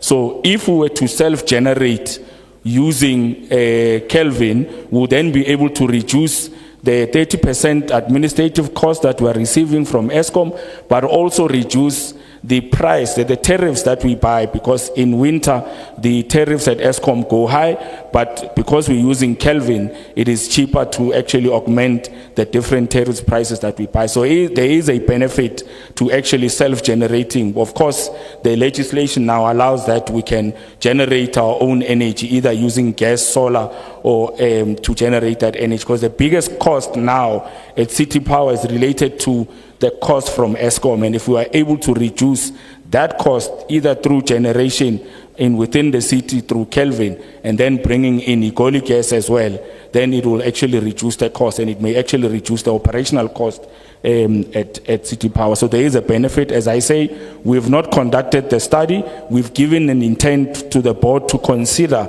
that, and it will come through mayoral committee for approval whether we purchase Kelvin or not, but to use it as part of the buyback process that we are currently busy with.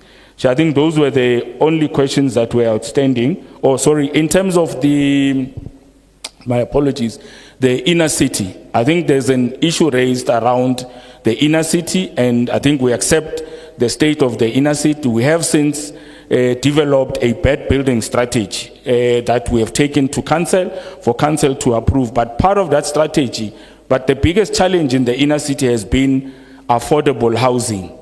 Affordable housing for all the people who live in the inner city, hence the hijacking of the building. So the strategy looks at how do we bring in the private sector. Already as the city, we've received 4 requests from new owners who have bought or they've recovered their properties and they want to redevelop affordable housing. So we are looking at how do we write off some of the bills that were generated when the building was hijacked, and will then approve so that they can then redevelop. But the main issue in the inner city is about affordable housing, and the bed building strategy addresses that part. So we have started with that operation with SEPS and Home Affairs to actually reclaim some of those buildings and then give them to the owners. Thanks, Chair. Which one? Yes, water tanker issue. Yeah, I think the MD is here. Thank you, Chair. The issue for water tanker, there was an allegation that we picked up through the media, which indicated that the bidders that were appointed, they colluded, and the issue is currently being investigated. Thank you, Chair.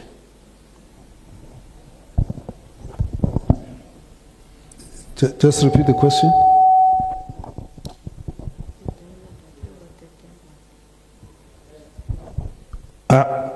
Thanks, Chair. In the city power, the operation of more than 16 billion on overdraft, the qualification of your executive, postgraduate qualifications, those were the two, and the issue around the collection, the 93% is from when? Please respond to those. The CEO of City Power is here. She will respond.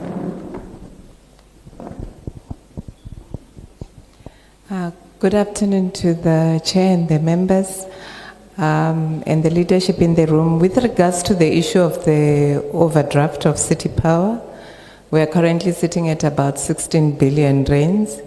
And our overdraft, when you analyze where the expenditure went, we've got a gross margin challenge at City Power. So we are buying our electricity very high. So case in point, if you look at this year, we spent about 19 billion on the purchase of electricity, whereas our revenue is only 22 billion rands, which therefore means we are left with not enough money to cover the salaries, to cover the R&M. And another issue as well is that our CAPEX, one of the sources of funding would then say that it's cash.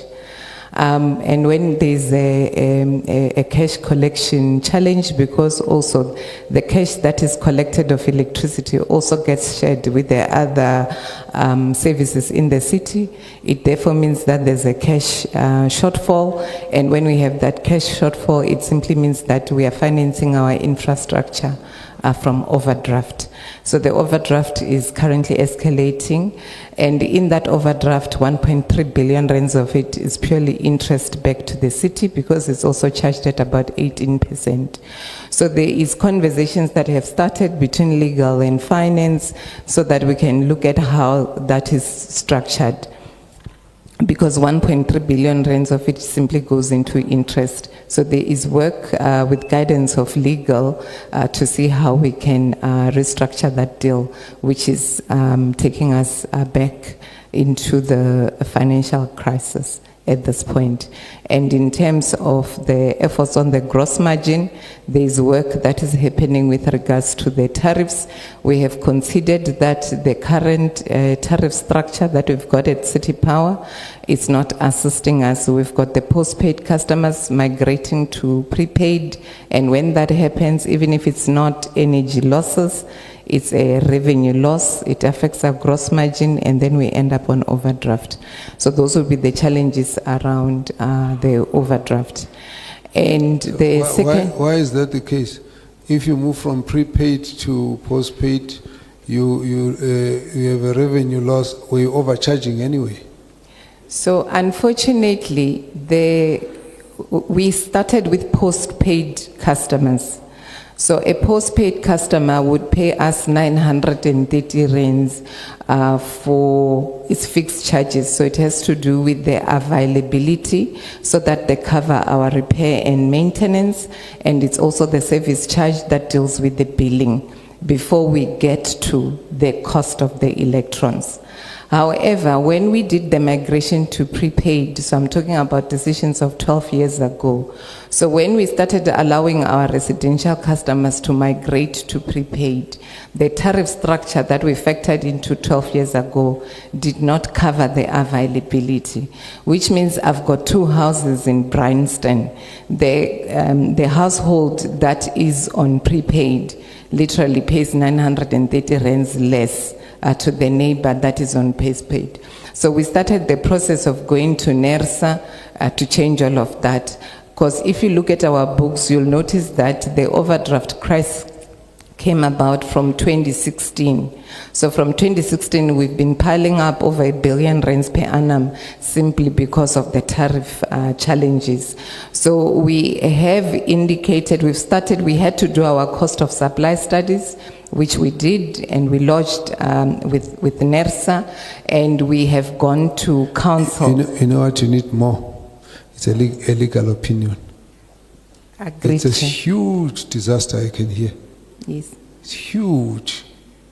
So huge. I'm actually shocked you're putting it the way you are doing. Please, once you get that legal opinion, give it to us. We want to hear what it is. Agreed, Chair. But the number is correct, the overdraft figure. Correct. We actually moved from 11 billion to 13 billion to 16 billion.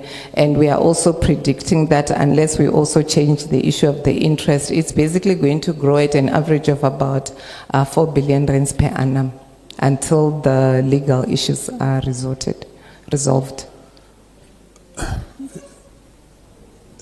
Let's get the next questions. Thank you.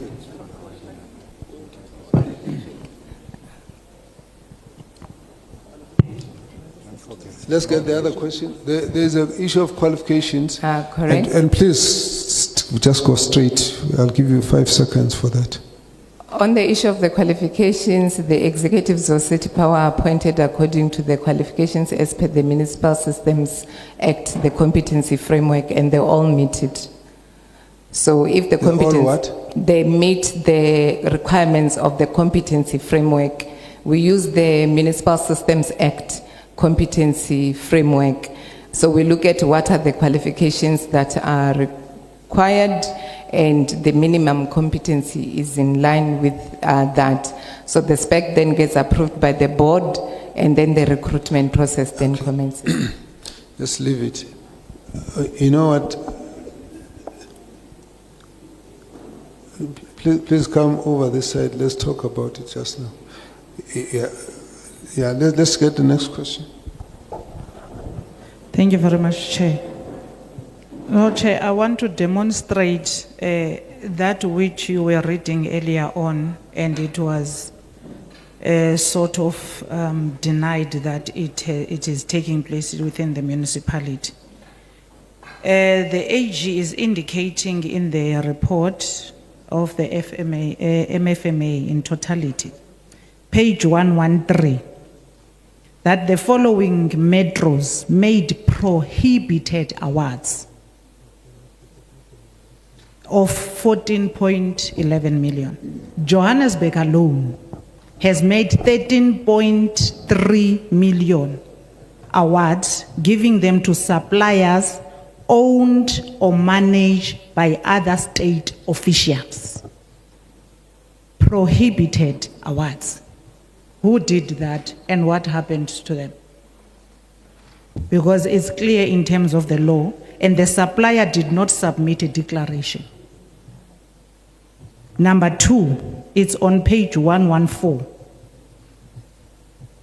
Again, prohibited awards made to relatives of officials and politicians in the city, and that's totaling 972 million worth of tenders. It's in the auditor's general's report. Who did that? And then we're going to be told the process didn't meet this one and that one and that one. The next one is on page 141. The MI on the IT company, which was appointed irregularly in 2019. When that company was appointed in 2019, and the AG picked that up, made a material irregularity, reported to the municipality, nothing happens, but in 2023 it was reappointed. After being reappointed, only then you address the material irregularity, which then recovered some of the money in terms of the contract itself. But to start off with, it was appointed irregularly, it was then given work was paid for, but it never provided any of the services that it was paid for, to the tune of almost 400 million. Now we have made a recovery of less than 200 million. What happens to the rest of the money? And why are we reappointing someone who was paid for work that they did not render the services of? Let's round up. That's collaboration.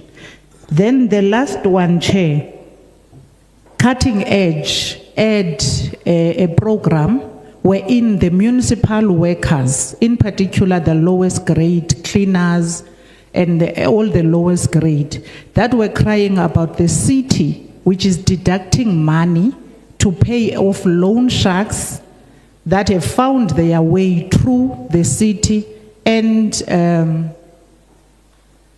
the shop stewards into the system of the municipality, and you are deducting salaries way above what is regulated in terms of paying back loans. Okay. Some of them don't get any salaries, they don't get paid at all. How did that happen? All right, thank you. Thank you. Let's move to the next. Thank you, Chair. Once again, it's Kwenza Madlala from Scopa. I want to ask specific questions, but before getting there, I want to just also emphasize the advice that we understand processes. So the questions we ask are specific. We want a specific response, just like how we understand political rhetoric, but we want specific answers. Let me follow up on a question that was asked, but directed to the municipality now. The issue of water infrastructure is a responsibility of the municipality. Whilst water in itself may be another responsibility, but the maintenance of infrastructure of water belongs to the municipality. And the AG says there's a 2.9 billion loss of water in the city of Johannesburg. On the same breath, the AG says on maintenance grant, you guys have underspent by 10%. In fact, it says that you've spent 5%, which is far below the norm, which is 8% on maintenance. So we want to understand what is the challenge in terms of ensuring that we spend on maintenance grant, and also we ensure that we minimize the water loss, because it is assumed to be totaling to about 35% of all water flowing through the municipality. That's the loss that we are making. I want to also ascertain in terms of, there was an allegation of a bus contract, I think it's for the Rea Vaya issue, where there were unlicensed buses. I want to know who owns that contract, and also what has been the remedial action to ensure that that situation is mitigated and people are not subjected to a risk of being transported in buses that are unlicensed and unroadworthy. I think, let me pause there for now. Thank you. Thank you. Thanks, Chair. Greetings to the municipality of Johannesburg. Chair, I'm not going to be long. My questions will be to this leadership, because we were here on the 21st of November last year. 8 months down the line, I just want to find out from you guys that there were a lot of issues that we raised that time. How far are you with those issues? Issues of billing, there are a lot of issues, and they are repeating. It's like we are repeating the same things that we came to do last year. But we're supposed to get feedback from you. How far are you with the issues that we raised that time when we came for the oversight? Thanks. Yes, you next. Let's pass. Chair, thank you. I don't have a question for Johannesburg, but I'd just like to make a comment, if I may. Chair, thank you.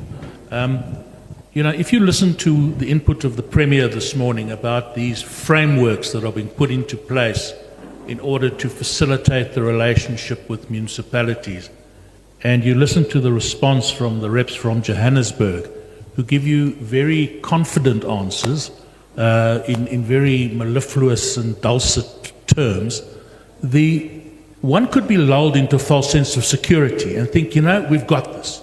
It's sorted. People know what they're saying and it's under control. But we know that is actually not the case. So the question we have to ask ourselves, Chair, is why is it despite good frameworks and knowledgeable officials, most municipalities in Gauteng are still failing, including Johannesburg? And it's just my view that what needs to be done is a very detailed, in-depth, functional analysis of the things that are causing the problems. Things like lack of resources, including money and even expertise, lack of accountability and consequence management, corruption, etc. Unless there's a deep dive into those to evaluate exactly what's happening at the coalface and presenting solutions to those, we are not going to win the battle. And it's really my view that should be the work of COGTA. Thank you, Chair. Let's have the responses.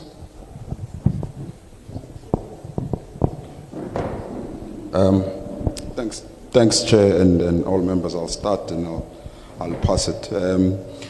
Chair, in terms of the billing system, if we were to ask where are we now, so we are 2 months away from launching the new meter-to-cash system, because the old system, we do agree, it's very old.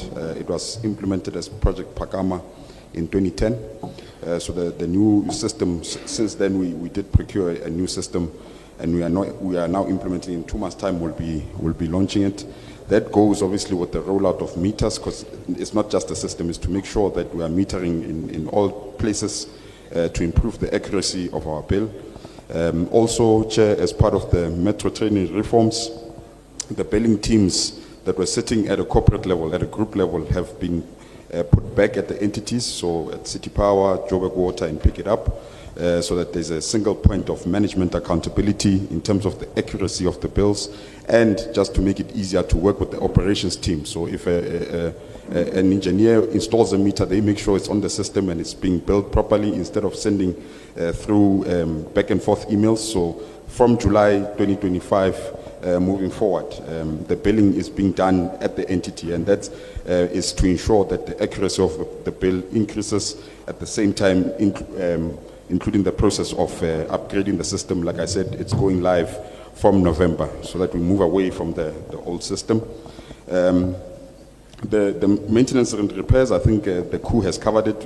At the 23-24 it was 5%, but I think we did say for the current financial year that just ended, we ended at 6.7%, which is a 1.7% increase, and we are envisaging to move up to 8% as per the NT norms in the current financial year. So we're investing more money into repairs and maintenance, including, Chair, the work that we are doing from a triple P basis, because we understand there's over 10,000 kilometers of pipeline.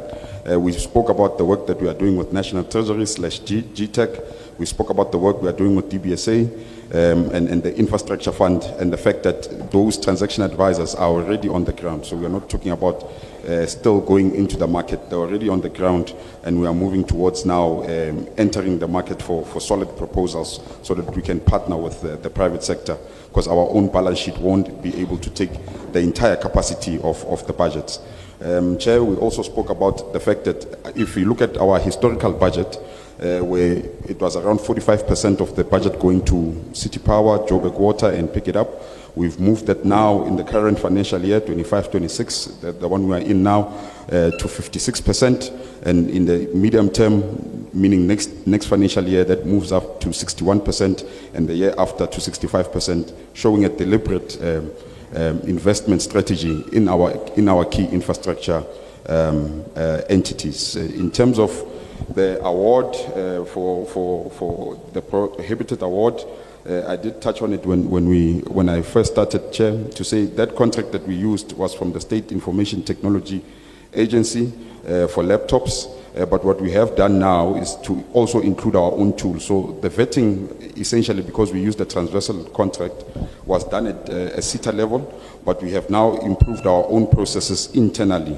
with the tool that we have purchased and we are using as we move forward from the last financial, so 24-25 financial year moving forward, to make sure that we fully vet any supplier, whether it's a transversal contract or not, or even our own tender processes, so that if there's any employee employed by any state or in any sphere of government or their families, we can then pick it up from the tool that we have now implemented, and that will work. We're already seeing the benefits of that, where some awards that were supposed to be made, we've held back because of that tool that picked up that conflict of interest, and we'll continue using that tool as well, Chair. I think I just wanted to cover that, Acting EM. Anything else?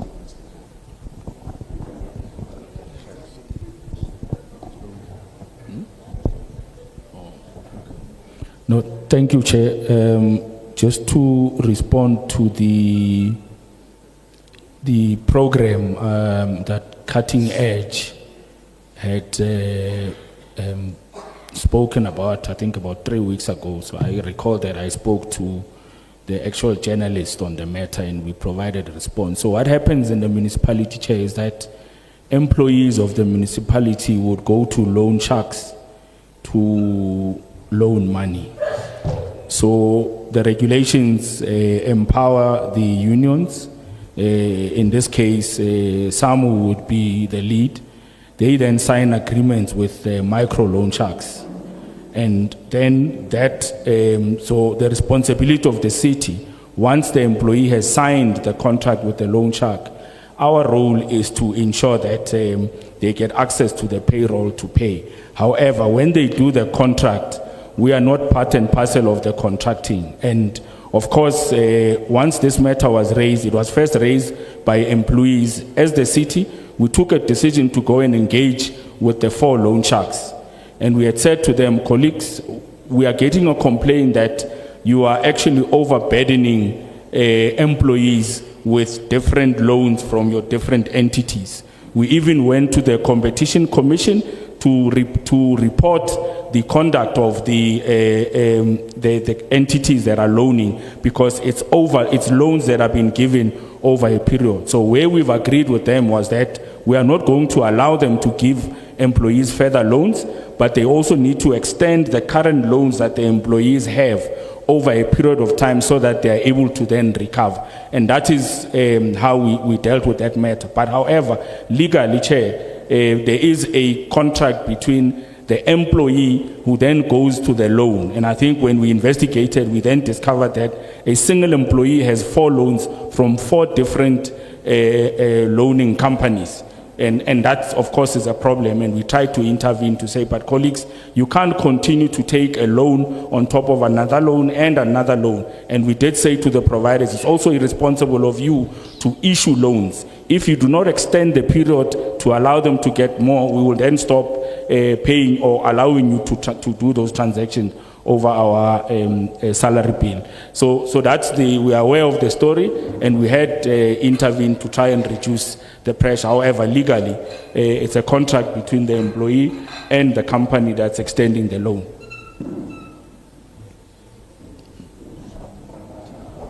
And then just on, I'm sure the MD I think the CFO had spoken about, from a city perspective in terms of infrastructure asset. About 3 years ago, we took a report to council, because for repairs and maintenance and the upgrade of infrastructure, we have to fund it from the city's coffers. The grants add on top of the capex that we have. Council approved that for the next 10 years, 60% of our capex must go to water, electricity, pick it up, and roads. To upgrade the infrastructure. And in the current financial year, the allocation of our capex is towards those 4 entities so that we deal with infrastructure. Our infrastructure is about 50 years old, and we've not invested in the upgrade of that infrastructure over a period of time. And I think we took a deliberate decision at council for CAPEX to be moved towards those 4 entities. Chair. Thanks.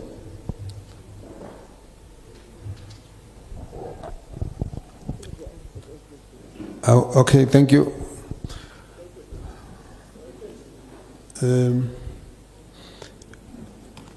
Thank you very much, City of Johannesburg. Let me then, new issue?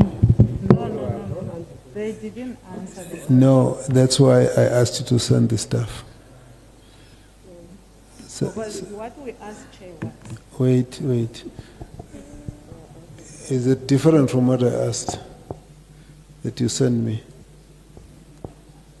But why are they not answering? No, that's fine. But Yeah. is it the same? It's in the same question. Repeat the question and send it to me nevertheless. Okay. No, the question was... You need a mic? Thanks, Chair. The question was, a person issues a tender that is a forbidden tender, and they know what is the rule in relation to that. Whether the systems were in you or were at CITAS or wherever, but due diligence should be done by a person before they sign off. And when AG picked that up, what did you do to a person who issued tenders of 977 million to relatives and friends and everyone of the municipality, and some to the companies owned by the officials of the municipality? That's the question. Thank you, Chair. I'm not repeating it to them. I'm saying for you to note what also has not been answered. I think because I know that they write the questions. The issue of the bus contract and unlicensed buses was not touched on. The issue of how they are struggling to, how they are spending 10%, underspent 10% of infrastructure grants. Thank you.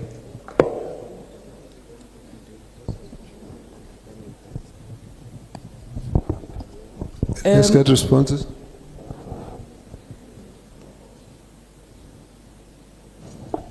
I said, let's get responses. Okay. Let's proceed. If I can just respond to the one question, because the other one the Group CFO has responded to. The 972 million rand award, we are not prohibited from awarding to a family or a spouse, a partner or a child, in terms of the supply chain management regulations.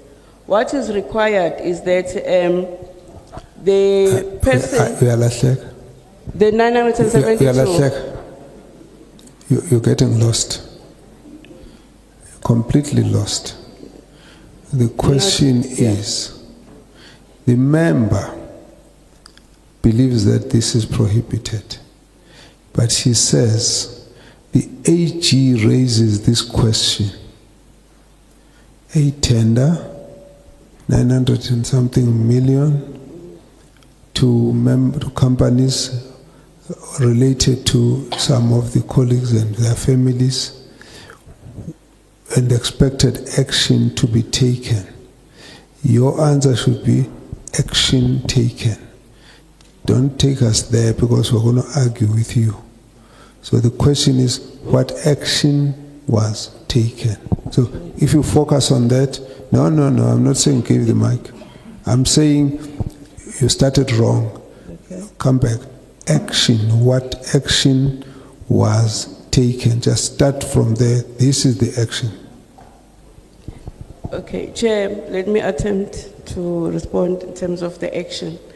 The award has been disclosed in the financial statements of the city as required of the city to disclose such an award. There's a difference, Chair, between an award to persons that are in the employ of the state And Can I and want correct? Can I assist you again? The question is what action? Now, what I expect the municipality to say to me, this was investigated and the following was found, and this is the conclusion. Now, if it was not investigated, don't justify your practice. Just respond to, there was an investigation done. If there was no investigation, that ends the answer. Okay. Chair, we did look into the matter, and what we... So you did investigate? Yes. No, you must say so. Okay. I don't want to say it for you because we're doing our own records. Did you investigate? For us, looking into the matter is anything. We want to know, the law allows you to investigate. So just say to us, we investigated, then we know where we are. Okay. We investigated the matter, and it was found that the award was to a person, was to a director. Okay, let me put it. The investigation revealed that the company that we awarded to, one of the directors of that company has a spouse who is in parliament. And when we looked at whether or not would there have been undue influence or conflict of interest, we found that there was none. However, the declaration was then included in the financial statements of the city. So there's a written report. Yes, Chair. Now, we are talking. So that's fine. The committee is going to ask you to send us that report. Yeah, no thanks, Chair. Just to address the issue of the BRT buses, some that were not unlicensed, you'd recall that we appointed, it's the Bus Rapid Transport, we appointed 2 service providers, Piotrans and Ditsamaiso, who manage phase 1A and 1B.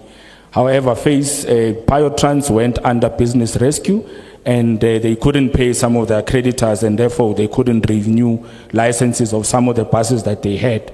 And we obviously had to intervene with JMPD to ensure that those are paid, and hence we had a few buses that were unlicensed because they were not able to pay for some of the funds that they had. But that matter was since resolved because we had appointed a business rescue practitioner, and we've of course have now appointed for 1C, Ditsamaiso again, who are currently busy looking at incorporating the Piotrans into their operation. Thanks, Chair.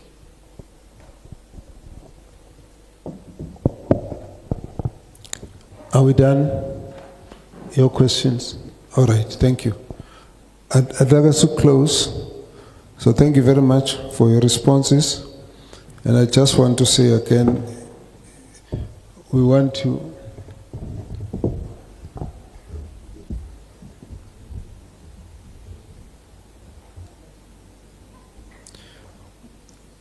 we would like you to take note of the fact that whilst our role is ensuring accountability and consequence management, what we hope this exercise will assist you in is to change the culture of impunity and lack of investigations, and strengthening the culture of consequence management so that we can improve on the audit outcomes and therefore impact positively on service delivery.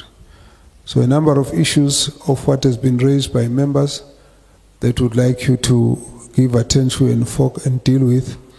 And let me say at this point, I would like the MEC to take note, because our approach is that we are requesting that you have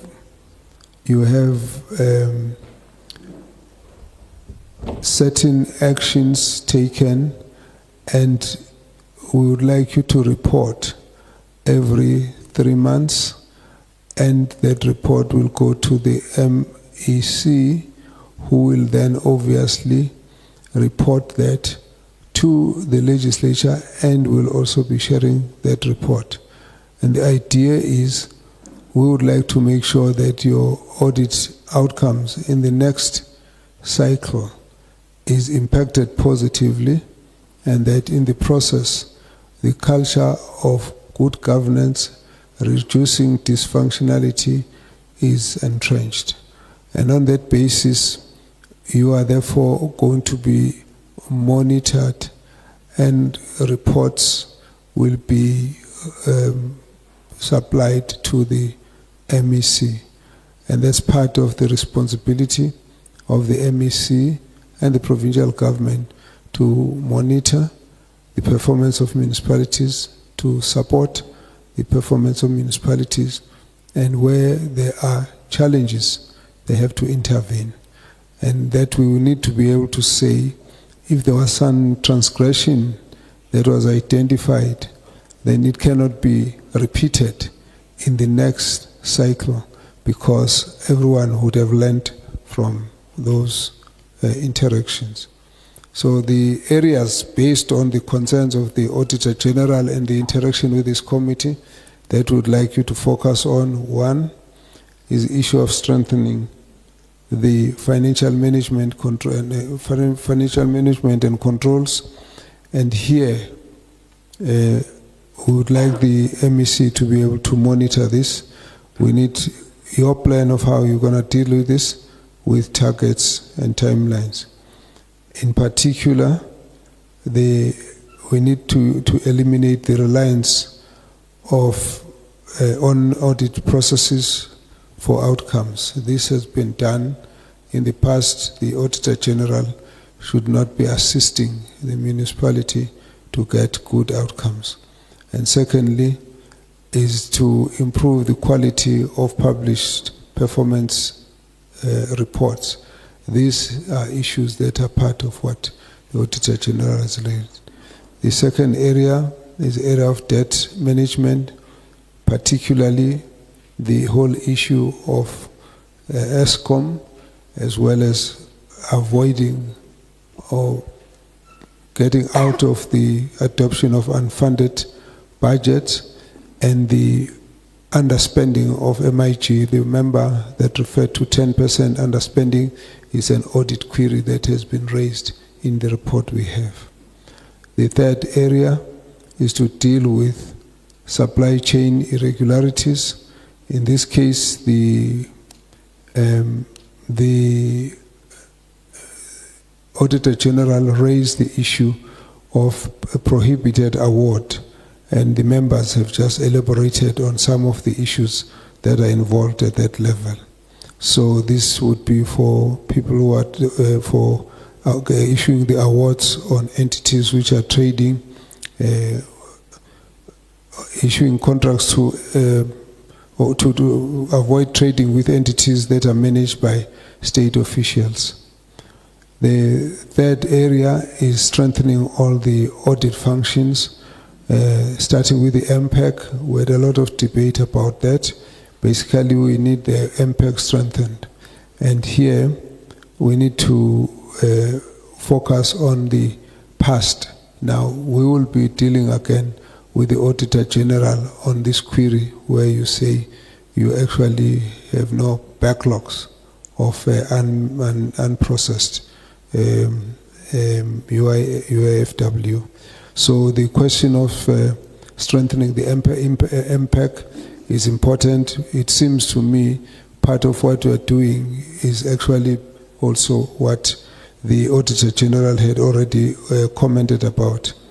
There is an issue about revising the terms of reference of the audit committee, and I hope you'll be able to deal with that. There is the issue of the functionality of the disciplinary board, and I hope that you're going to deal with that. So all of those issues are linked to strengthening the audit function.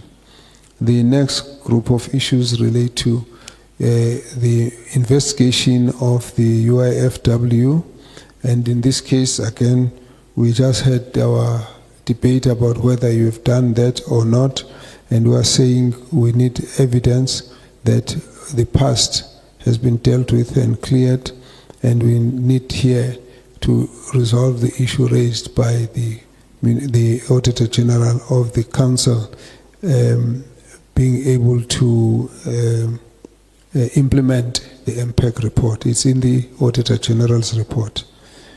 Then the next aspect of it relates to the implementation of the audit action plan. You have indicated that that's what you are doing, but in fact there is a specific comment of the Auditor General that the mayor has got a specific responsibility there. Please address that because it's in the report specifically. But in the process, you have raised the issue of UIF reduction strategy, and so what we would like to see is how you do that and what are your timelines that you are going to be able to achieve that. So we're interested in the timelines as we implement that, and we include in it the fact that you are targeting a clean audit. By when? So let's put that on the target. We want to monitor you on your own commitment, because you can target clean audit, but if you say in 2030, we think we might want to comment about whether that makes sense or not. Then of course, we do need a report broadly of issues of consequence management. I was now having this debate with the director, raising the fact that these are the things we have done. Okay, we want to know. Give us that report now. All of those things that you have had to do that are related to the audit processes. But what we want to make sure of is that there are consequences. In fact, I will repeat this when we get back to some of the reports that we want to see.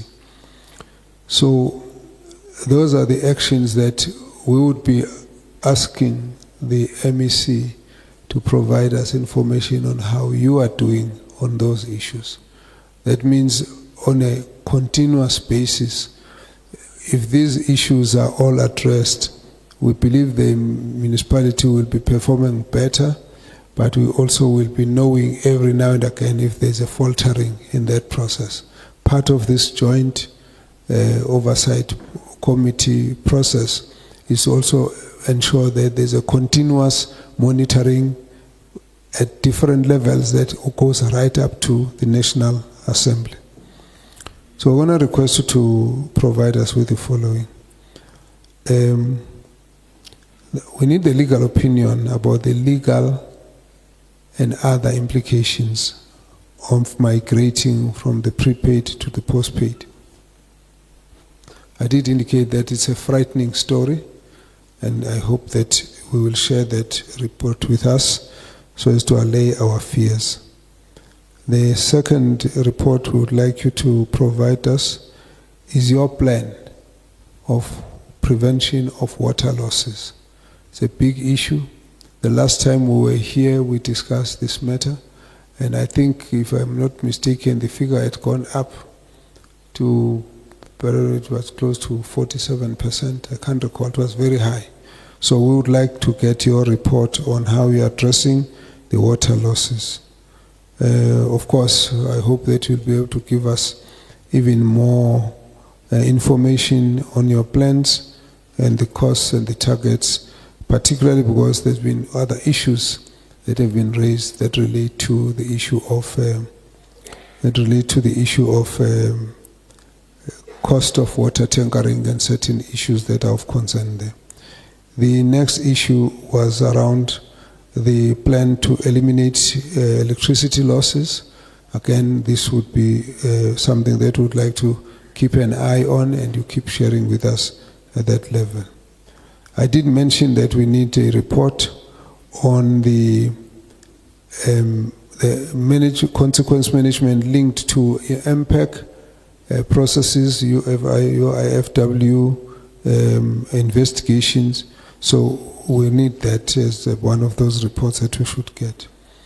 The next report, and again, I'm going to ask that these reports will go via the provincial government so that they will also be taking the necessary actions where there's a need for their intervention. This is a report on investigations on criminal investigations of fraud, corruption within the city, and out of this we are also interested in a comment that indicates when those are a result of the Auditor General's referral process of your UIFW, and those where these are a result of your internal control systems, and where you've got whistleblowers. It's interesting for the committee to look at which, when you have referrals, which of those are as a result of your own system being able to demonstrate its checks and balances, and which ones of those are the result of the oversight played by the AG. So we want to be able to compare that. The best time would be when there's less coming from the AG and there's more coming from your own system. Then the link to that, let's have the report on the investigation of this 972 million tender that's been raised here, and the response that we got from the MMC has to be given to us in writing so we can follow what is happening. What is, I can say to you, MMC, uncomfortable is that with your presentation is when we have a report raised by the AG, and instead of getting the factual indication of what processes have been embarked on, we get more the justification of why it happened. Now, it doesn't augur well for us when we get that kind of response, because your role is to pick up the issues where the concerns are those of the public and the public institutions which are charged with oversight on these matters. Those would be the end of the issues that we would like, but we would also like the MEC to give us a report on the total debt owed by provincial and national government departments to Gauteng municipalities. I heard that the MMC and the Premier, there is a sense of resonance that there is a lot of synergy in trying to reduce those. We just want to see the figures, how this is happening. And if you are able to, you could do a comparison with a couple of years back just to see if there is movement in this regard based on the Premier's undertaking, that there will be no sympathy to that, to those debts.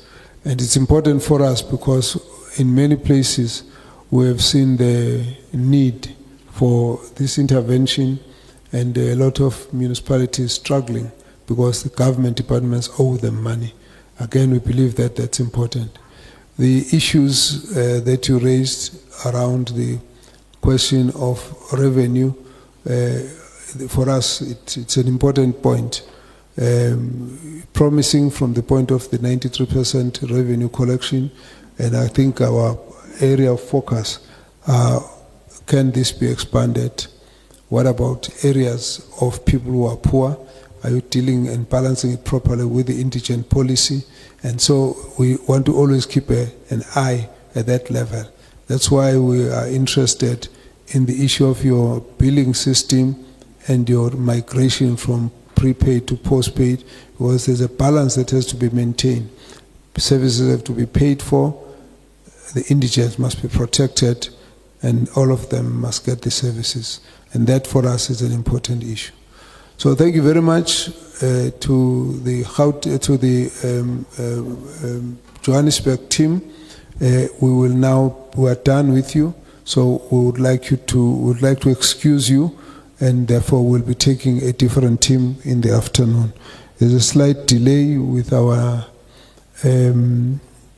on our timelines, so we will take a break of 30 minutes for lunch, and we should be back at 3:05. And I don't have the speaker and the provincial host, so I am not able to announce any arrangements for lunch. I hope that someone is in charge is going to tell us what the arrangements are. Thank you very much. Oh, I see. Here's the boss. Thank you. Thank you very much, Johannesburg, City of Johannesburg. We are done. Thank you. Thank you, everybody. Members of Parliament and the Legislature, the MEC, mayors and speakers will be hosted in the main dining hall, and everybody else can